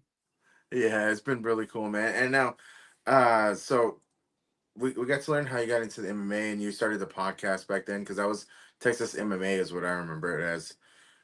And then when did you switch over? When did you start acting in like film or commercials or like background or anything? How did you start? And for me, it's something that I wanted to do during high school. I wanted to get into theater. I actually wanted to perform. But when I was in elementary school, I went to an elementary school here in the West Side. And growing up, I was the only kid with a decent name. Like the teachers could pronounce because they weren't Hispanic, they weren't bilingual. But Mario, man, they could pronounce it right. Everybody else had names like Timoteo, Florentino. So all these plays, man, they were like, "Hey, well, Mario, we're gonna put you up front," and they would change the name of the song, like Old Mick Mario, and you know what I mean. So I was like in the front, and man, it was nervous, but I would go, man. I was just like in shock, But that's kind of where it started, and I liked it. I mean, I don't want to say back then I wanted to be an actor, but I was like, man, that was pretty cool, And I mean, watching movies growing up, because we lived in a big family, man. I mean, for me, we didn't have cable early in the early '80s, so everything we would watch was black and white. The Twilight Zone, Alfred Hitchcock. Once we got cable, we started watching all that cool, the cool stuff, man. But yeah, I just high school I wanted to do theater, but I was too shy, bro. I didn't want to jump in there, so I took myself out. I jumped in photography, and turned out I needed a camera, which I didn't have, and I didn't have the money to buy one. So I got out after a week, and I didn't start doing photography till years later, man. When my buddy Chris Lopez asked me to help out with Texas, it was TexasFighting.com, which was the one that we ran. But yeah, we covered Texas MMA, combat sports all over the state, man. Man, that was cool. I remember seeing a lot of your footage too, and I do remember you did come up to the DFW area sometimes, but I don't remember what I was doing. I was kind of busy at the time. No, but yeah, because I think we would always miss each other because you'd be somewhere and I'd be in Austin or I'd be somewhere else and I'm like damn but yeah, man, I mean it was bound we were bound to cross path, bro, but of course it happened with with acting. So I'll take it. I know, right? That was awesome, man. Now, what was the? Now you said that you did a scene back in when you were back in 1999, right? Was that your first like I guess professional acting job or? It was well, I'll say this, man. Like I jumped on stuff throughout the years. Nothing that I have recorded, nothing that I ever kept. It wasn't like it is now where people like send you reels and but I was supposed to jump on Squared Circle, the MMA movie that came out in Austin. I didn't go. I was supposed to play the media guy, and I didn't go. My kids wanted to spend the day with me, and I went with them. No regrets. But I was supposed to be on that. I was supposed to be an extra on the Selena movie. I was supposed to be an extra. I was supposed to be in the REM video back in 1999 here in San Antonio, man. It actually videotaped here on the off I-10 and Fredericksburg Road. But on that one, my friends didn't pick me up, man. They went. I lived out of district, so I lived far. I'm not gonna lie. I lived out of district, so they were like, "Man, we didn't have time." They went straight over there, and I was upset. But throughout the whole video, like they didn't come out either, man. So that was karma. Right. But Man, that is cool. So let's talk about your actually your current podcast, the Coming Soon podcast. Because I know for a while there, I think it was under a different name whenever you first started it, right? no, It was yes, under, I mean, Texas Fighting. I kind of closed that down, and it kind of it was stagnant, man. We kind of ran it to the ground, and after a while, it was like, man, like people didn't really go to it. So that's when I started the Fight Card podcast, and I was like, you know what, I'm just going to start doing breaking down fight cards, bringing people in, and it went great for a while, man. But it was just, I had been away from combat sports for like 2-3 years, and when I went back, it was different. I didn't know a Mhm. lot of people. I knew everybody that I knew from back then. They're all coaches now, and they're all like, "Hey, you know what?" They had students, so I was like, "Okay, cool, man." But I still dab on that, man. But it's just I got burned out. I did. I did Mhm. a lot for. I mean, Texas Fighting, bro. Like I drove all over the state. I'd go to Laredo, drive back. I'd go to Dallas, Mhm. drive back. Houston, Austin. Just got tired. I used to go to seminars, which I enjoyed. It was a great time. I mean, I got to meet a lot of people. For appearances. Interview, hang out with Boss Rutan. I mean, be next to Dana White. I mean, you name it, bro. It was just crazy. But yeah, man, I just burnt out. And when this started, actually, my buddy Braxton, who's actually a professional fighter, man, he's doing bare knuckle boxing right now. But he was on my Fight Card podcast. He was like, "Man, is there any horror?" Because I had some horror posters, and he's like, "Man, you're a fan?" I was like, "Yeah, bro." And so he was like, "Man, let's start a horror podcast." And I was like, "You know what?" Because no, we couldn't find one. I just wanted to see one, and so I was like, "Dude, I got the equipment. Like, let's run it." And we started, and he had some. He was here in San Antonio, moved to Austin, started training, so he kind of like faded away from that. We're still working together now with a different segment, but I just kept running it. It was fun. I go to conventions, I meet actors, I'm a moderator, so I do the Q&A panels. For a guy that doesn't like to be in the limelight, dude, I'm on it. Yeah, and now you're acting where you're in front of camera too. It's Oh yeah, it's that's pretty wild. cool, man. And now on the Coming Soon podcast, what kind what type of who all have you had for your guest list so that way people want to go back and watch some of the other podcasts, they can especially if they have are your other episodes, Oh yeah. if they have certain other favorites that they want to start with and then be able to watch them all, because preferably we like people to start from episode one, but we know that that's a lot of hours Oh of yeah. talking, Yeah. right? No, for sure, man. You see, and when I started the Coming Soon podcast, I mean, with Braxton, we were supposed to do our weekly episode where we just chit chat about stuff, and then I was gonna interview a director or an actor in the indie world, because I was like, man, I'm gonna start hitting up the indie actors, and it just turned into an interview podcast. But as far as guests, man, I mean, you name it, bro. I've had a lot of great people in the indie world that are making a dent in the industry, covering everything from horror to sci-fi. I mean, some drama. It just depends. I mean, I interview everybody, and it's fun. I'm nosy, so I ask a lot of questions. I want to know a lot of things, but because of that, like I get a lot of screening videos, man. I watch the films before. I have like 4 different production companies that send me screening links like throughout the week. So I'm watching movies like before they come out on theater, and I'm grateful. I break them down But yeah, those that are watching, man, even like yourself, bro. I know I got to bring you on my podcast as well, man. But if people out there trying to make some content, jump in, get an interview, talk about films or any productions coming up, by all means, man, they can definitely contact me. But yeah, go to the YouTube channel. I mean, everything I run is under Coming Soon Podcast when it comes to Instagram, TikTok, YouTube, you name it, man. So they can find me Nice. out there, bro. That is awesome, man. And I just wanted to make sure that everybody knows about it. They can give you a follow. They give Yes, you sir. like follow your progress as well, Oh because yeah. you started up too. You started off a while back, and it's really awesome to see where you're at now. No, And it's been you've always been, way up there as far as I consider. Even back in the MMA days, I was like, man, Mario's pretty awesome. He knows a lot of people. I saw all the photos that you were bro. taking and Like, stuff like that. I I was mean, like, man, that is you badass. see, and that's what's crazy because people are like, man, how'd you take a photo with Randy Couture? How'd you go, Cain Velasquez? And I'm like, dude, they invite me, bro. Like, I just knew a lot of people within that did photography, video, and that's kind of how I got my foot in the door because we're media. So it's like better than VIP, man. I'd be out there hanging out backstage with the fighters. I've been on TV like during fights for Bellator, for Strikeforce, for the UFC. I've been K-side. I mean, it's been a wild ride, like I said, and I mean, no regrets, man. I enjoyed it. It's just it made its run, and I still dab on it, like I said, but it's not. I don't push it as hard as I used to, bro. Yeah, no, I got you. That it seems like there's a lot of different podcasts coming out now Oh yeah, that with a heavy focus on MMA.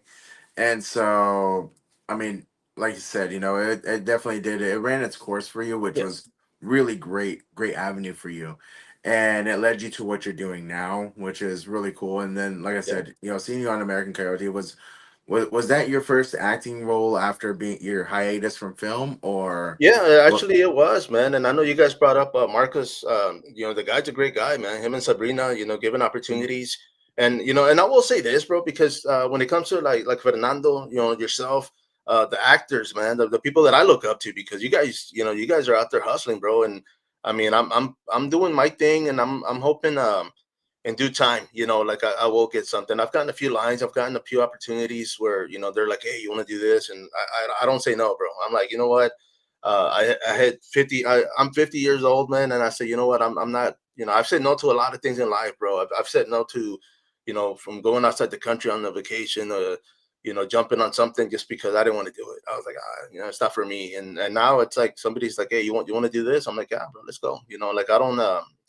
And it goes back to combat sports. I've been at events where the promoter's like, hey man, you want to interview somebody real quick, intermission, and UFC fighter, and I'm like, yeah, dude, let's do it, and it's cool, because I mean, I know a lot of things. I know as far as like information when it comes to combat sports or anything, bro. I mean, if I'm around it, I know about it, so it's if somebody's like, hey, you want to do this, I'll run it, and I don't get nervous anymore, man. Yeah. And this is actually from Will, but you look great for 50, Yeah, bro. You really do. I telling you, didn't bro, I'm guess that telling when you. we met. I still No, thought you were a lot younger too. Whenever we oh met yeah, in person. yeah, yeah. But it's been great though, man. And I will say this, bro, because somebody had asked me a while back, like why I kind of waited this long, and for me, I got to be dad, during my 30s and 40s. I'm still dad. My kids are grown, they're on their own, and it was just like the perfect time. I said, man, I got time. I mean, I work, of course, but I mean, I can work around things, and it's like if given an opportunity, like I'll definitely jump on it, man. Mhm. That is awesome, man. And it's cool to see where you're at. And I'm glad that your podcast is doing good. I see you Yes, you stream multiple times a week. bro. I'm gonna start sending you people, man. No, but yeah, bro, and that's the thing because like me, like yourself, you have a schedule for it, man, and I do too. I mean, I schedule things, but it's like I'm like, oh, I'm only gonna do 2 this week, and people hitting me up, and I'm like, yeah, well, I got Wednesday, I can do this, and they're like, oh yeah, I'll wait, I'll do this, and like next week, I'm already booked, bro, for the week, so Nice. but it's fun though, man. I mean, I enjoy it because it's like I get to meet a lot of people, um, on top of the acting, I've done a few voiceovers, and those are like after directors, I interview them. They're like, "Hey, I got this part. If you want to do it," and I'm like, "Yeah, I mean, heck yeah." And so I've had a few voice perks. A movie in England, one in South Africa, in California. I mean, just movies that are coming out, and it's just like, all right, cool, man. Like I'll hear my voice out there, and it's we'll see how it goes, man. There's a few coming out. One in March, the other one in April, and then in May. So they're going to be released, and it's It's, cool. I like it. are you able to say the names of the one coming out in at least March? Because I know that one's coming up soon, and Yeah, so that one actually is in California. It's called Bears on the Ship, and it's kind of like snakes on a plane type thing. But there's bears that are getting transported, and the director, man, he actually posted he had like a big old billboard out there in his hometown, and he's like, hey, the premiere's gonna be here. You want to come? And we'll see, man. I mean, it'd be cool. I just have a voice perk in it, but it's just like it'd be cool to go, man, just to go and hang out and network and see who else I meet, because one of the things I like about this is that there's so many opportunities out there that if you go somewhere not expecting anything, like anything can happen, bro. They're like, hey, we need, whether, and that's the thing, even if it's behind the scenes, man. I've done the boomstick with Marcos and Sabrina. I mean, I've helped with lighting, I've helped with the BTS. Like I'm blessed and I'm grateful. So every opportunity, man. oh, for sure. And most of the actors that I talk to, especially those who keep moving up, they all do something else other than just Yeah. act. They try to help out, make yourself valuable. And that seems like something that you do really good at, hey, I'm here, I want to help. If I don't know it, I'm gonna learn it. Oh, exactly, bro. I'll fake it. No, no, I'm just joking. No, but I mean, being having done photography and videography, like you know what I mean. Like I'm not a professional by any means, but it's like they want me to hold the camera, like I'll hold the camera. They want me to hold the Mhm. lighting, and just being behind the scenes, man. I mean, every guest that I've had, it's always like, man, it's fun.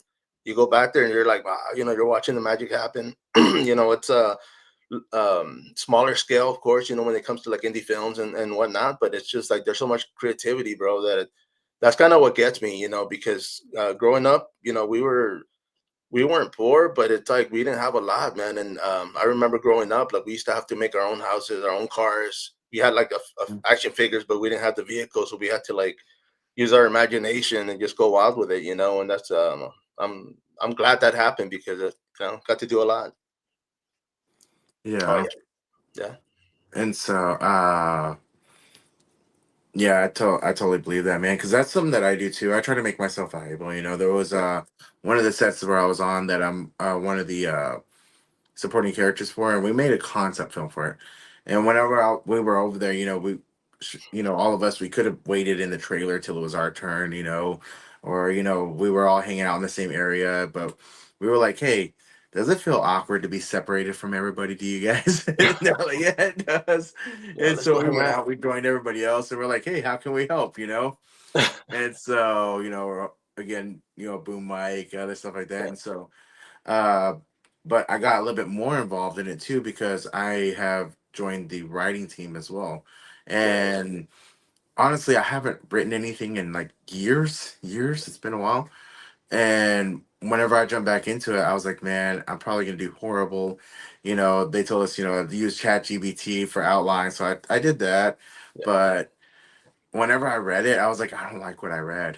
And so I used the outline that it had Yeah. and I just changed everything inside of it and just rewrote the whole thing. And I was like, Damn. that looks a lot better. Dude, that's great though, man. I mean, because I know I write a lot too, man. Like during high school, I used to write a lot, bro. I mean, I had a reading class that I just get, I would get a notebook and just write. And a lot of them were poems or they used to rhyme for some reason. I grew up listening to hip hop, in the 80s, and I still listen to it now, but it's I had a buddy of mine that I went to high school with, and he was in a punk rock band, garage punk band, and he saw my book one day. And he's like, "Man, what's this?" And I said, "Bro, just write." He's like, "Can I check it out?" I was like, "Yeah." He kept it, and like 2 weeks later, he's like, "Hey, man, we're gonna go jam out, bro. If you want to hang out?" So I was like, "All right." I was a skater, so we skated, took our skateboard out there, and they start playing, man, but going at it, and they're singing, and I'm like, "Dude, that sounds freaking familiar, bro." And they turned one of my poems into a song, bro. And I was just like, "Oh, dude, that's freaking wild," And I was like, "Damn!" It kind of motivated me because I was like, "Man, like, I mean, I knew they rhymed for the most part, but it was just, I mean, punk rock, bro. It was about politics and Yeah. life and just, I mean, being young and angry for no reason. I don't know why we were so angry, but but yeah, I still write, and I'm actually there's a short, not a short film. It's actually a film, but it's a fan film that's being recorded now. I think they started this past weekend, but I wrote some concepts, so I got some writing credit on that as well. But Nice. and that's kind of what's cool, man, because I do submit a lot of writings, and I just kind of like, man, I got so many ideas, like everybody, bro. I got so many ideas, and I'm like, man, I have a coworker right now that he's wanting to do film, and I keep giving him little ideas, like, dude, what about this? And he's like, dude, that's good, bro. Like, can I Nice. use it? And I'm like, yeah, just put me in a movie, bro. Give me Well, something. that's actually going to be my next question. I was like, is there any plans of writing your own main character coming up? There's there's one that I would like to do, and it'd be more of a fan film. But I love. I grew up watching, reading comics, bro. I used to read a lot of those what if, like concepts, like a Yeah. lot of mashups, like the Hulk meets Captain America or whatever, and there was an event that happened when I was in high school, bro. I stayed late at my friend's house. It was a Friday. His older brother got there drunk. I was supposed to spend the night, and he's like, "Man, get out of here." He ran me off, bro. It was like 11:30 at night, and my buddy was like, I know that fool was awake, bro, but he wouldn't move and out because his brother was like pissed, dude. So I was just like, all right, dude. Like I got put on my shoes and I took off. Mm. Um, I was like far away from home. Like I was like, damn, I'm just gonna catch the lineup. I skateboard down to this gas station, like right there down Jerry McMullen, and I ended up getting jumped, dude. I got jumped by some gangbangers. It was freezing cold, dude. It was so freaking cold that the car pulled up. There was like 6, 7 of them in the car. They took off, and I'm like, all right, cool. They come back around, and I kind of look over because I was like, man, let me see if the store's open. I was gonna go back in. When I looked, I heard the car door open. When I looked back, he just popped me. Boom. I stumbled back. I kind of like I got up, I dusted myself off, and I look, and he just jumped in his car and took off. And he's like, "Thanks," And I look over, and he took my skateboard, bro. That's what hurt the most. I could take the hit, but there's a story on that I want to do, and I would be like a fan film comedy, but I Mhm. have something on that I want to write, and we'll see, man. I have a camera somewhere, man. I'll videotape it myself if I have to, bro. Well, let me know, man. I'm more than willing to help you out. Actually, what we were talking about high school earlier. What I did in high school was I was part of the AV Tech Club. Nice. And so, I used to do the camera work at the base, or not the baseball, the basketball and the football games. Because when I was earlier in school, I did play. Right. However, around my junior year, I had to have surgery, get metal taken out of my ankle, and so I couldn't play my Dang. junior year, and chose not to play my senior year. But during that time, I joined the AV Tech Club. It was kind of new at my school, and he taught us how to use the camera. He taught us how to follow the ball, how to do a basketball game. So kind of zoom in when they're over here, pan out, or, zoom out, follow along, follow the player. And so I have training in camera as well. That's what it was. And then I learned how to write later on, Nice. and that's whenever we did like the Goatman prophecy. And so it was all in high school. But if you need help, man, I'm more than willing to help you out if I can. Okay. No, no, for sure, man. I appreciate that, bro. And I think Yeah. that's when it comes to being like doing art or being an artist, man. I mean, it's where it's at because like I said, there's so much creativity out there that there's a lot of things that I think about and I'm like, man, I want to write this, or I want to do this, or I want to, and it's like I said, I mean, if I had the equipment, I'd be recording stuff myself. I mean, just to get it out there, because there's ideas that I like, and I'm like, damn, I wish, if I don't write it down, I'm gonna lose it. So it's like for me to start recording, man. We'll see, bro. We'll see where that goes. Nice, man. Because I think that it's gonna be something great, and I support independent film as well. We support it here at Bell Ringer Film, and film productions. It's very supported. We want to make sure that it's working, and not only that, depending on the timeline too. Will it was willing to make trips out this way too. I know that he's planning to come out sometime during spring, Right. and we're gonna shoot some things for our sponsors as well. A little couple of Right. commercials and stuff. But we'll see how it goes, and whenever you get your project going, I for sure I know I'll be able to help you out. Okay, because even if it's like I said, operating the camera, holding the camera for you, or helping out PA, or sound, or anything like that, wherever you need me at, Sweet, you brother. know Appreciate that, man. Thank you. because like I said, you've been a really good friend of mine for over a decade, man. probably around 2 decades. Yeah. I was gonna Yeah, say, around two people decades. say the '90s. I'm thinking it's 20 years ago. That's 30 years ago, bro. I'm like, damn, I'm going by quick, man. But yeah, Yeah, bro. I forgot. That's why I switched it up. I was like, Yeah. wait, it's been 2 decades.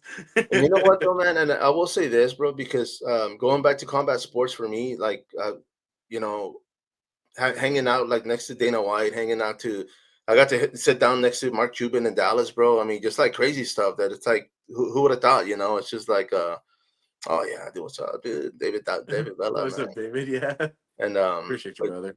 but yeah, bro. But it's just I've done a lot, dude. Like I've done so much that I tell people and they're like, man, how old are you, man? Because I'm like, bro, like I'm 50. Like I feel like I've been around the world, and that's one of the things I always tell people. I always wanted to travel, but God knew that I wouldn't be able to. So he brought people to me, man. Like I've met people all over the world, from Brazil, Thailand, like you name it, and I mean, living here in San Antonio, that's one of the great things because it's, military city USA, bro. So there are a lot of people stay here, from other countries, Mhm. other states, and met a lot of great people, man. Man, that is awesome. That's it's so cool to see, how much, especially like San Antonio and Texas in general, is growing Yeah. in film and, uh, the industry that we're in. Because I remember, there were some shows that were being filmed here, but it wasn't too big of a boom until more or less recently. And along with the rise of technology, more independent films started getting Yeah. filmed out here, and then students started coming out to this way to learn at our colleges and universities. And with the rise of costs in, I believe, like California, a lot of those directors want to come here. And then Texas started offering incentives, and then you had some mainstream actors who started advocating for filming in Texas. And so it's just really a booming industry here in this area for us. And so you know and it's created some awesome opportunities for a lot of people like us, because before they used to do what was brown face. Oh yeah. Yeah. And a lot of the, especially like the indigenous roles, the Latino roles, they would just cover it up, or else like Latinos had to play like gang members, or Oh yeah. The typical stuff. landscapers. Yeah, the typical stuff for like minorities. And now you have minority led casts, or minority primaries, or main characters. And same with indigenous too.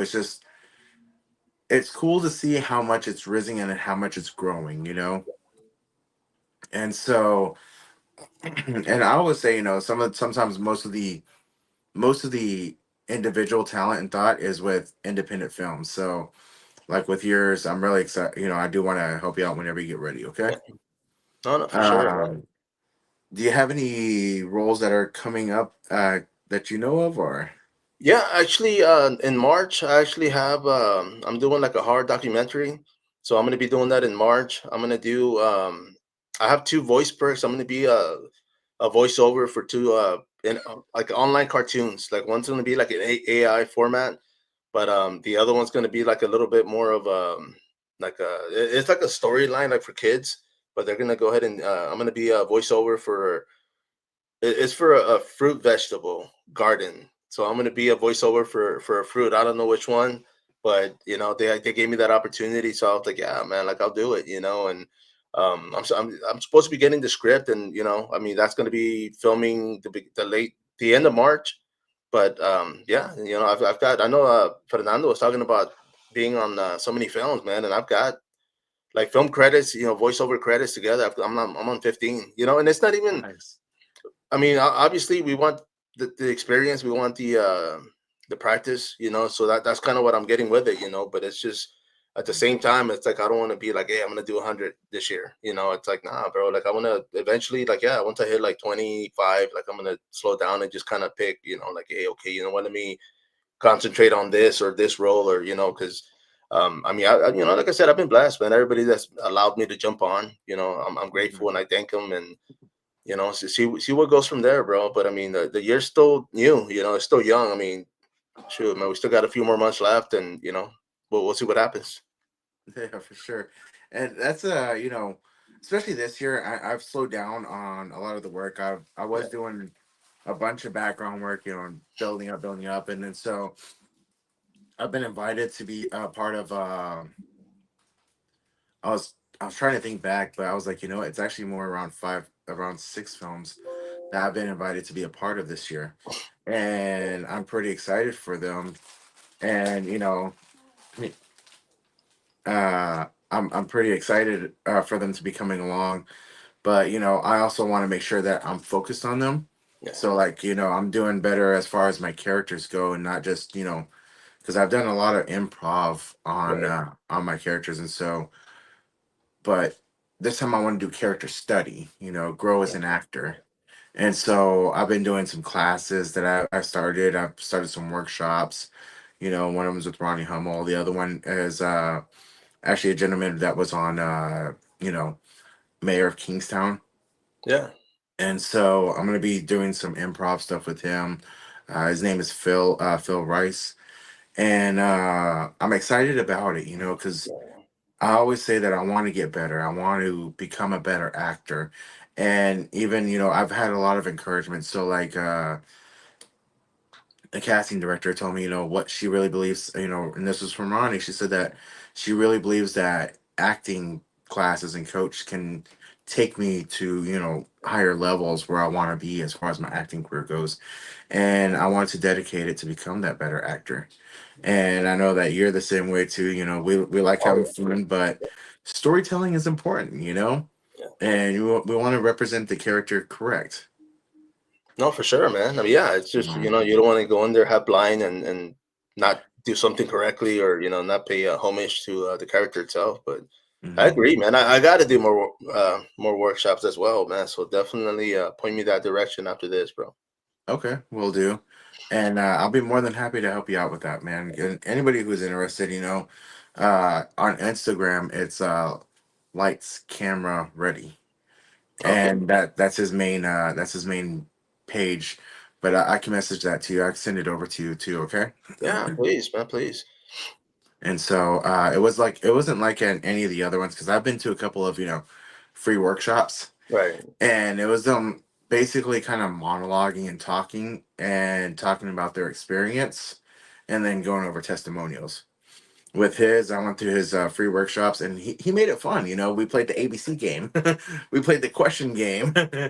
Nice. It was very interactive with everybody that was there, Yeah. and so it was really cool. Actually, I'll send that over so that way you Yeah, can check it out too. bro. You see, and that's the thing with me because I mean, like my whole life, like I don't show a lot of character when people always say I'm upset. I look upset, and oh, you always look mad or you look mean, and I'm like, man, I'm always thinking, bro. Like I'm always like I'm somewhere and I'm thinking about what's going on, what's gonna happen, and that's the way my mind goes, it just races. But covering fights, I mean, doing photography, video, man, like I was always behind the camera, behind the lens, so I felt like nobody could see me. I felt invisible. But at the same time, every time I go to a fight, man, I would like everybody would come up to me, bro. Like fighters, coach, hey man, hey Spider, hey. And and like you said earlier, bro, like I mean, for the longest time, like nobody knew my real name, bro. Everybody knew me as Spider, like because I wouldn't put it out there. And it's like when I started doing acting, I was just like, man, I gotta start putting it out there, that way people can know who I am. But other than that, even my kids call me Spider, bro. I mean, it's crazy, but yeah, man, it's just takes a little getting used to because even now people, I'll be somewhere and everybody's like Mario, Mario, and I'm like, oh shit, that's me. They're calling me out there, man. And but I'm gonna plug this in too, bro, because I do. I'm a moderator, like I said. I do a lot of Q&A panels. I get to interview the actors, the guests. I also do MMA commentary for Tapper Scrap out of Victoria, man. So I do that as well. And it's just kind of why I wanted to do the whole voiceover. Because I said, man, you know what? Let me see where it goes. But it's just opportunities. Just feeling Yeah, comfortable and just doing what you want, what you love. It doesn't feel like work, man. that's awesome, man. Now, I know that one of the things about challenge yourself is sometimes you get to do things that make you a little uncomfortable, right? Oh yeah, It's a little bit yeah, new. And so you know, it's actually really cool to see people go into that, yeah. because that's what I've told myself whenever I was in sales, because sales was uncomfortable for me. Oh yeah, yeah, It was bro. very uncomfortable for me. Yeah, But you know, I ended up going through it and being pretty successful at it, learning what to do. But as I stepped into like becoming a trainer in sales, you know, some of the things that I started teaching other people was, hey, get comfortable being uncomfortable, because if you stick, just doing only what you're comfortable with, it's hard to move forward. But you know, whenever you get comfortable being uncomfortable, then you start pushing yourself further than what you're able to do, and you find out that you're more capable. You're capable more, or you're more capable than you thought. Yeah. No, no, for sure, man. You talk about sales. I mean, I've worked for Academy Sports and Outdoors for years, bro, and I've always worked there as part time. Thank you, David. Thank you. I've always worked there part time, seasonal, just because I love working there.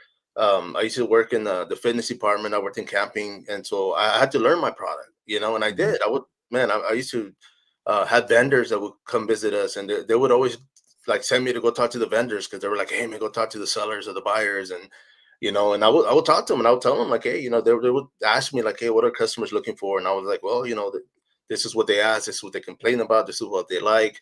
And but they would always ask me like, man, are you the manager? And I'm like, nah, I'm part time. And they're like, what? Like, dude, like, but I was on it, man. It was one of those things, like you said, it was uncomfortable because you go up to strangers and hey, how can I help you?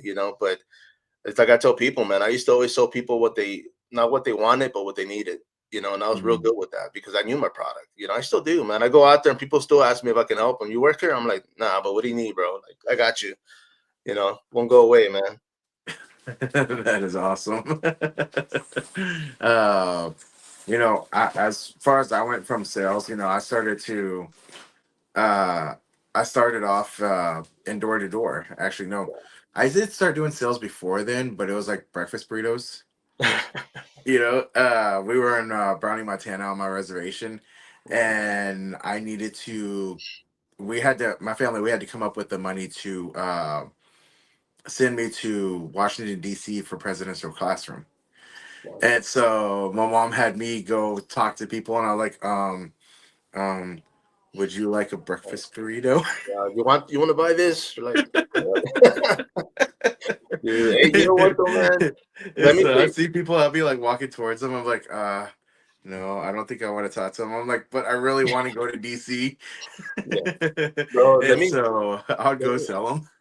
Let me say this, bro, because when I was in elementary school, my older brother, he's like a year and a half older than me. Him and his friend would some guy would pick him up in a truck, and they used to go sell roses at the market square. And I was like 7, 8 years old, right? We were still young. But one day he came and pick up my brother, and my brother's like, hey, my friend can't go. You want to go? And I'm like, yeah. So me and my brother went to we got dropped off. We're selling roses for $5, bro, like little plastic roses, right? And so the guy's like, yeah, for every rose you sell, you get 50 cents.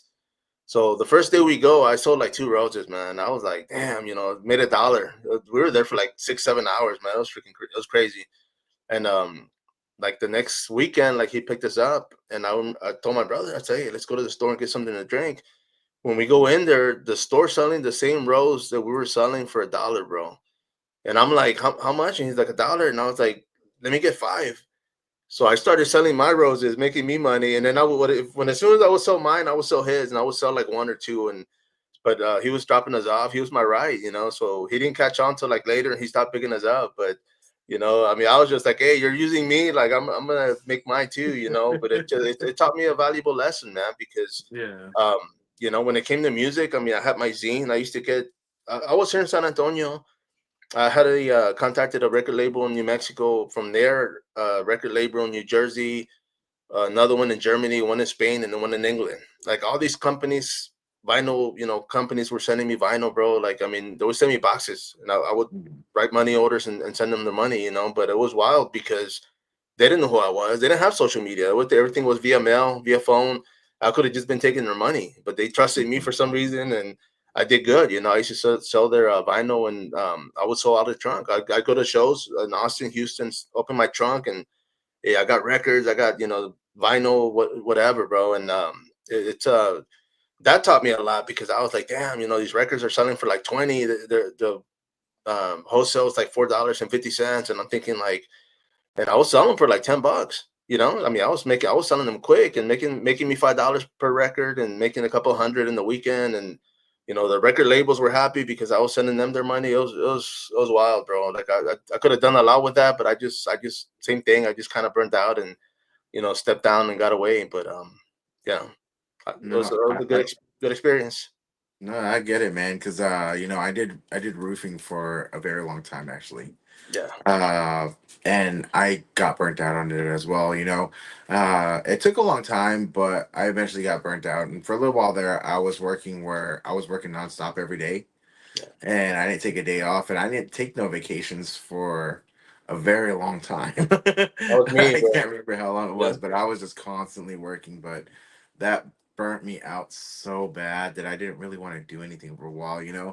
And I was stuck in a routine, but I wanted to walk away from roofing, but I always ended up walking right back to roofing because You roofing's knew it. what I knew to do. Yeah. You knew it. And Yeah. so, you know, which I still do it a bit.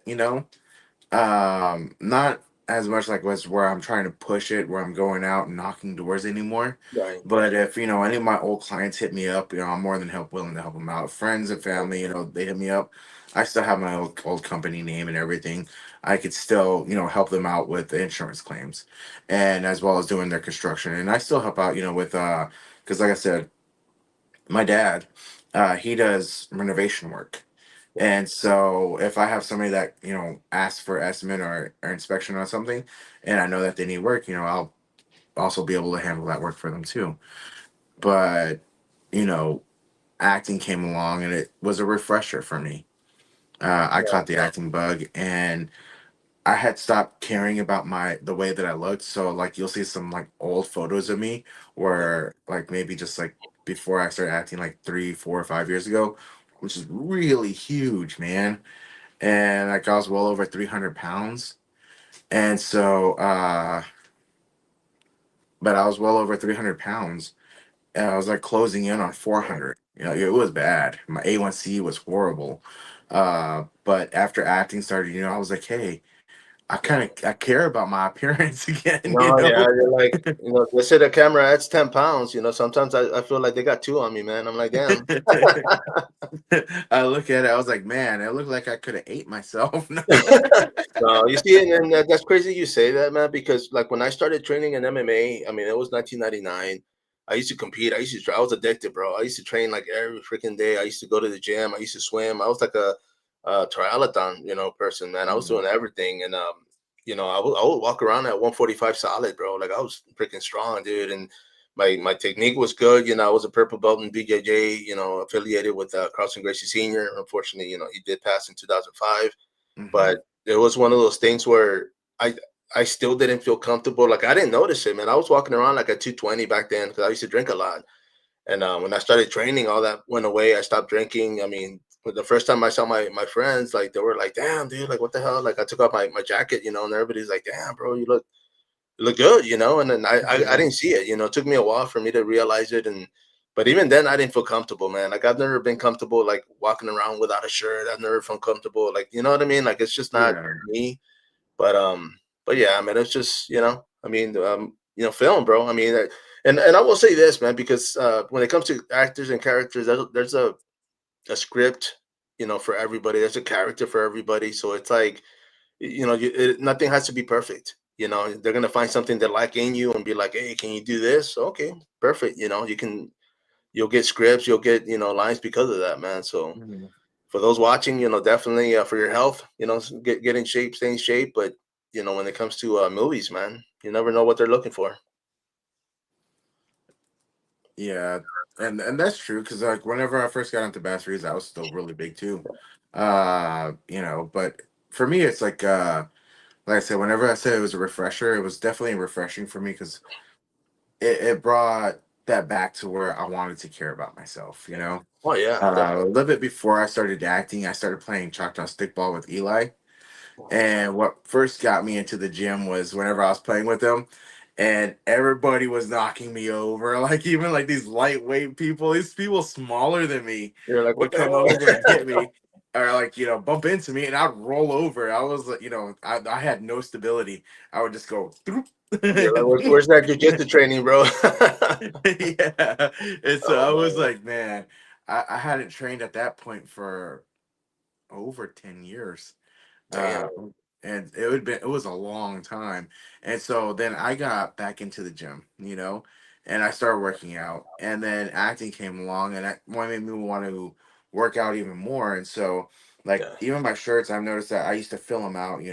I was like, my stomach could be way out, and I'm like, now I'm like, I still feel really, really chubby, which I am, Right. but I'm not as fat as I was. Right. And I got to keep remembering, hey, I'm not as fat as I used to be. My stomach doesn't stick out like that anymore. Yeah. I feel pretty solid underneath, and so I'm starting to get somewhere to where I feel better now. No, not for sure, man.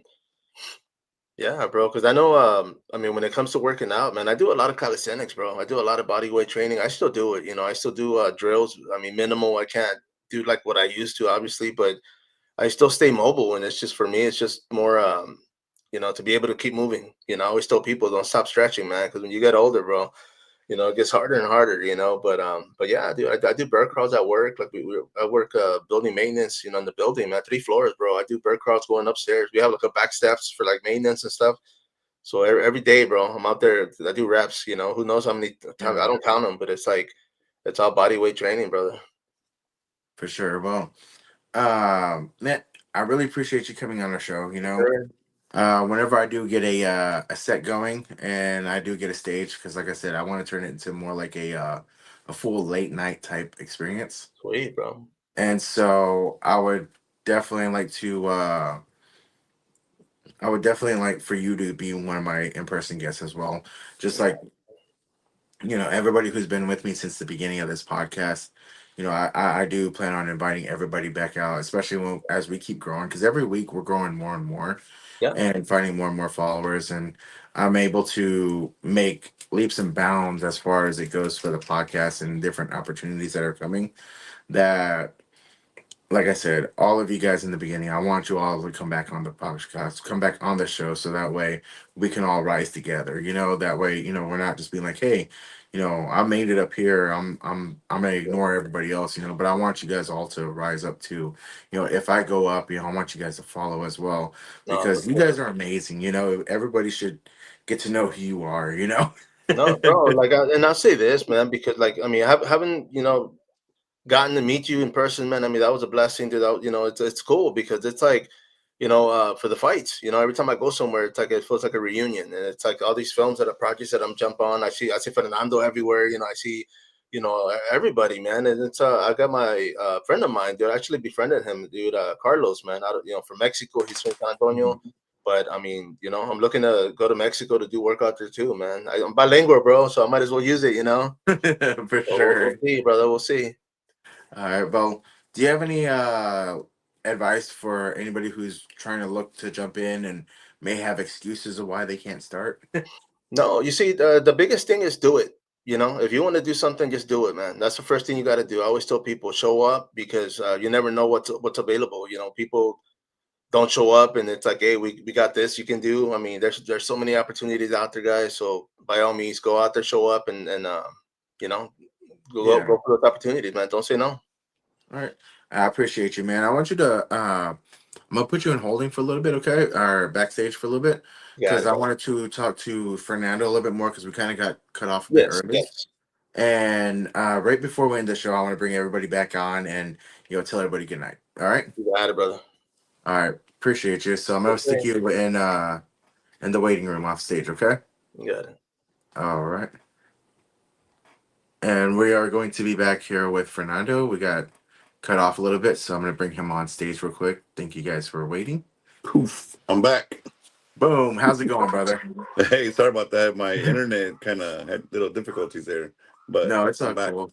I appreciate you joining us back. And, Yeah, for sure. I really appreciate your story. We just had Mario on, and that was actually very, very fun too. I Yeah, enjoyed having him on. Just like you, ever since we met, we've been pretty good friends. We've oh chatted yeah, quite a bit and talked, and we've been more or less remote friends because you guys live down in San Antonio.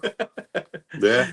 It's I see and I'm him, up in like the you said. DFW area. I like he said. I see him around at different sets. Like, hey, you're here. Hey, what's going on? Just real cool guy. I like Mario. Mario, he's a good guy. I know he's been done a lot of stuff, and uh, I mean, I love working with him. We had a few scenes together in I believe it was Toxic Abuse with Robert. Geez, I'm drawing a blank here. We did a movie with him where we played officers, as a matter of fact. And then I think we got him. He's actually on the one we're doing right now, which is Divided Loyalty. Oh, nice. He plays. I don't know if he mentioned it or not. He plays a doctor in that one. Yeah, Oh, that's cool. yeah. So it's great. I love working with him. For sure. Whenever it gets pretty close to coming out, I know that you're probably going to share it on social media. We'll definitely share it for you guys as well too, Oh yeah, so that way people can keep up with your projects. Okay. yeah. That one's gonna be big. Yeah. For sure. And let me see. I had our conversation a little planned out, but anyways, I wanted to check. Was there anything else that you wanted to tell any of our viewers before we go through? Because you've had we went through your history and then how you got into acting and then you know different aspects of your life, which has been very powerful and really amazing. I just want to check and see, because I didn't want to end it off with you getting cut off. Yeah. No, you no. know, I totally agree. I like to get It'll be final like all my advice from movies. I end everybody. up dying. Well, we'll try to get that switched up for you. All right. Hey, yeah. Play the That'll work. hero role, right? So We need to do no, some hero roles. yeah, for sure. No, I would just like to tell people, not from like my point of view, but from a parent point of view. If you have a son or a daughter out there that's going through, you know, life, just with drugs, with alcohol, or just, going through some hard times, just my mother never stopped praying for me. You know, she never stopped praying for me. And I would like to tell people, hey, if somebody, one of your kids is going through it, don't stop praying for them. One of these days, God's going to touch their heart and it's going to change their life like the way He did to me. You know, uh, one of the other reasons why I stopped that lifestyle was no mother should have to cry every time she sees her son through a glass window. Visiting days, Tuesdays and Thursdays, crying and crying. I'm like, I don't want to see mom crying every time she sees me. She's supposed to be happy when she sees me. So I would just tell people out there, whether you're a mother or father, grandfather, grandmother, just don't stop praying for them. Stay strong for them, and God eventually one day will take them out of the situation they're in, like He did me. So That is awesome, man. That's mhm. that's really powerful. And like I was telling Mario, I really appreciate all of you guys who came on here, onto my podcast, especially these Thank you early for having times. me. I'm more than happy to have you on here. And whenever we have a full stage, I definitely am going to invite you guys all back. And we're going to do kind of an in-person interview. All right. Oh, okay. Yeah. And Just let so me know. for Let me sure, know because when. I'd like to bring y'all on, have the in-person interview, and then afterwards have a musical guest, somebody who's not known, so an indie musician or artist, come in Okay. and showcase some of their music right at the end. Oh, okay. And Yeah, kind so of like the Tonight Show. yeah, kind of like the Tonight Show. And so we don't have to do everything, the same way, but because Oh I no. eventually want to do like other stuff too, because we're all independent artists, so like have little bits where if somebody's some of the actors showcase a little bit of acting, let's have an improv game real fast, Oh yeah, and that'd be fun. so showcase a little bit of that stuff so that way people can see how you do things. So it might be a little bit long of a show, but we're gonna have some fun on it. All right. Sounds like fun. All right, I appreciate it. Now I'm gonna bring Mario back in, and we're gonna tell everybody good night, and then I'm gonna go over my closing statements. All right. Okay, got it. All right. Let's go ahead and bring him back in. Fernando, what's going on, Hey, brother? Here we it's a go. party now. Oh yeah, let's go. So I really appreciate you guys. Uh, you guys are wonderful. Y'all are awesome. Y'all are great friends. And oh, Will's trying to play with the head bubbles too, so that way we all get out here pretty good size. So uh, let's go ahead and tell everybody good night and thanks for joining us today. Thank you. Have a good night, everybody. Good night, everybody. And don't forget to follow their social medias: Fernando Mora, Mario Spider Gary, and don't forget to follow Spider's podcast either. The Coming Soon podcast. Give them a like, give them a follow, subscribe, Don't forget to like, subscribe, and follow our show as well. You can find us all on Facebook. I know that we all have Instagrams as well. And you can also find our channels are for the Coming Soon podcast and Today's Entertainers with Little Dog on YouTube as well. So thank you guys. Y'all have a wonderful night. And Will has prepared this for some of our sponsors. So thank you very much, guys. Y'all take care. All Have a right. good night. Appreciate you, gentlemen. Peace. Have a good night, guys. All right.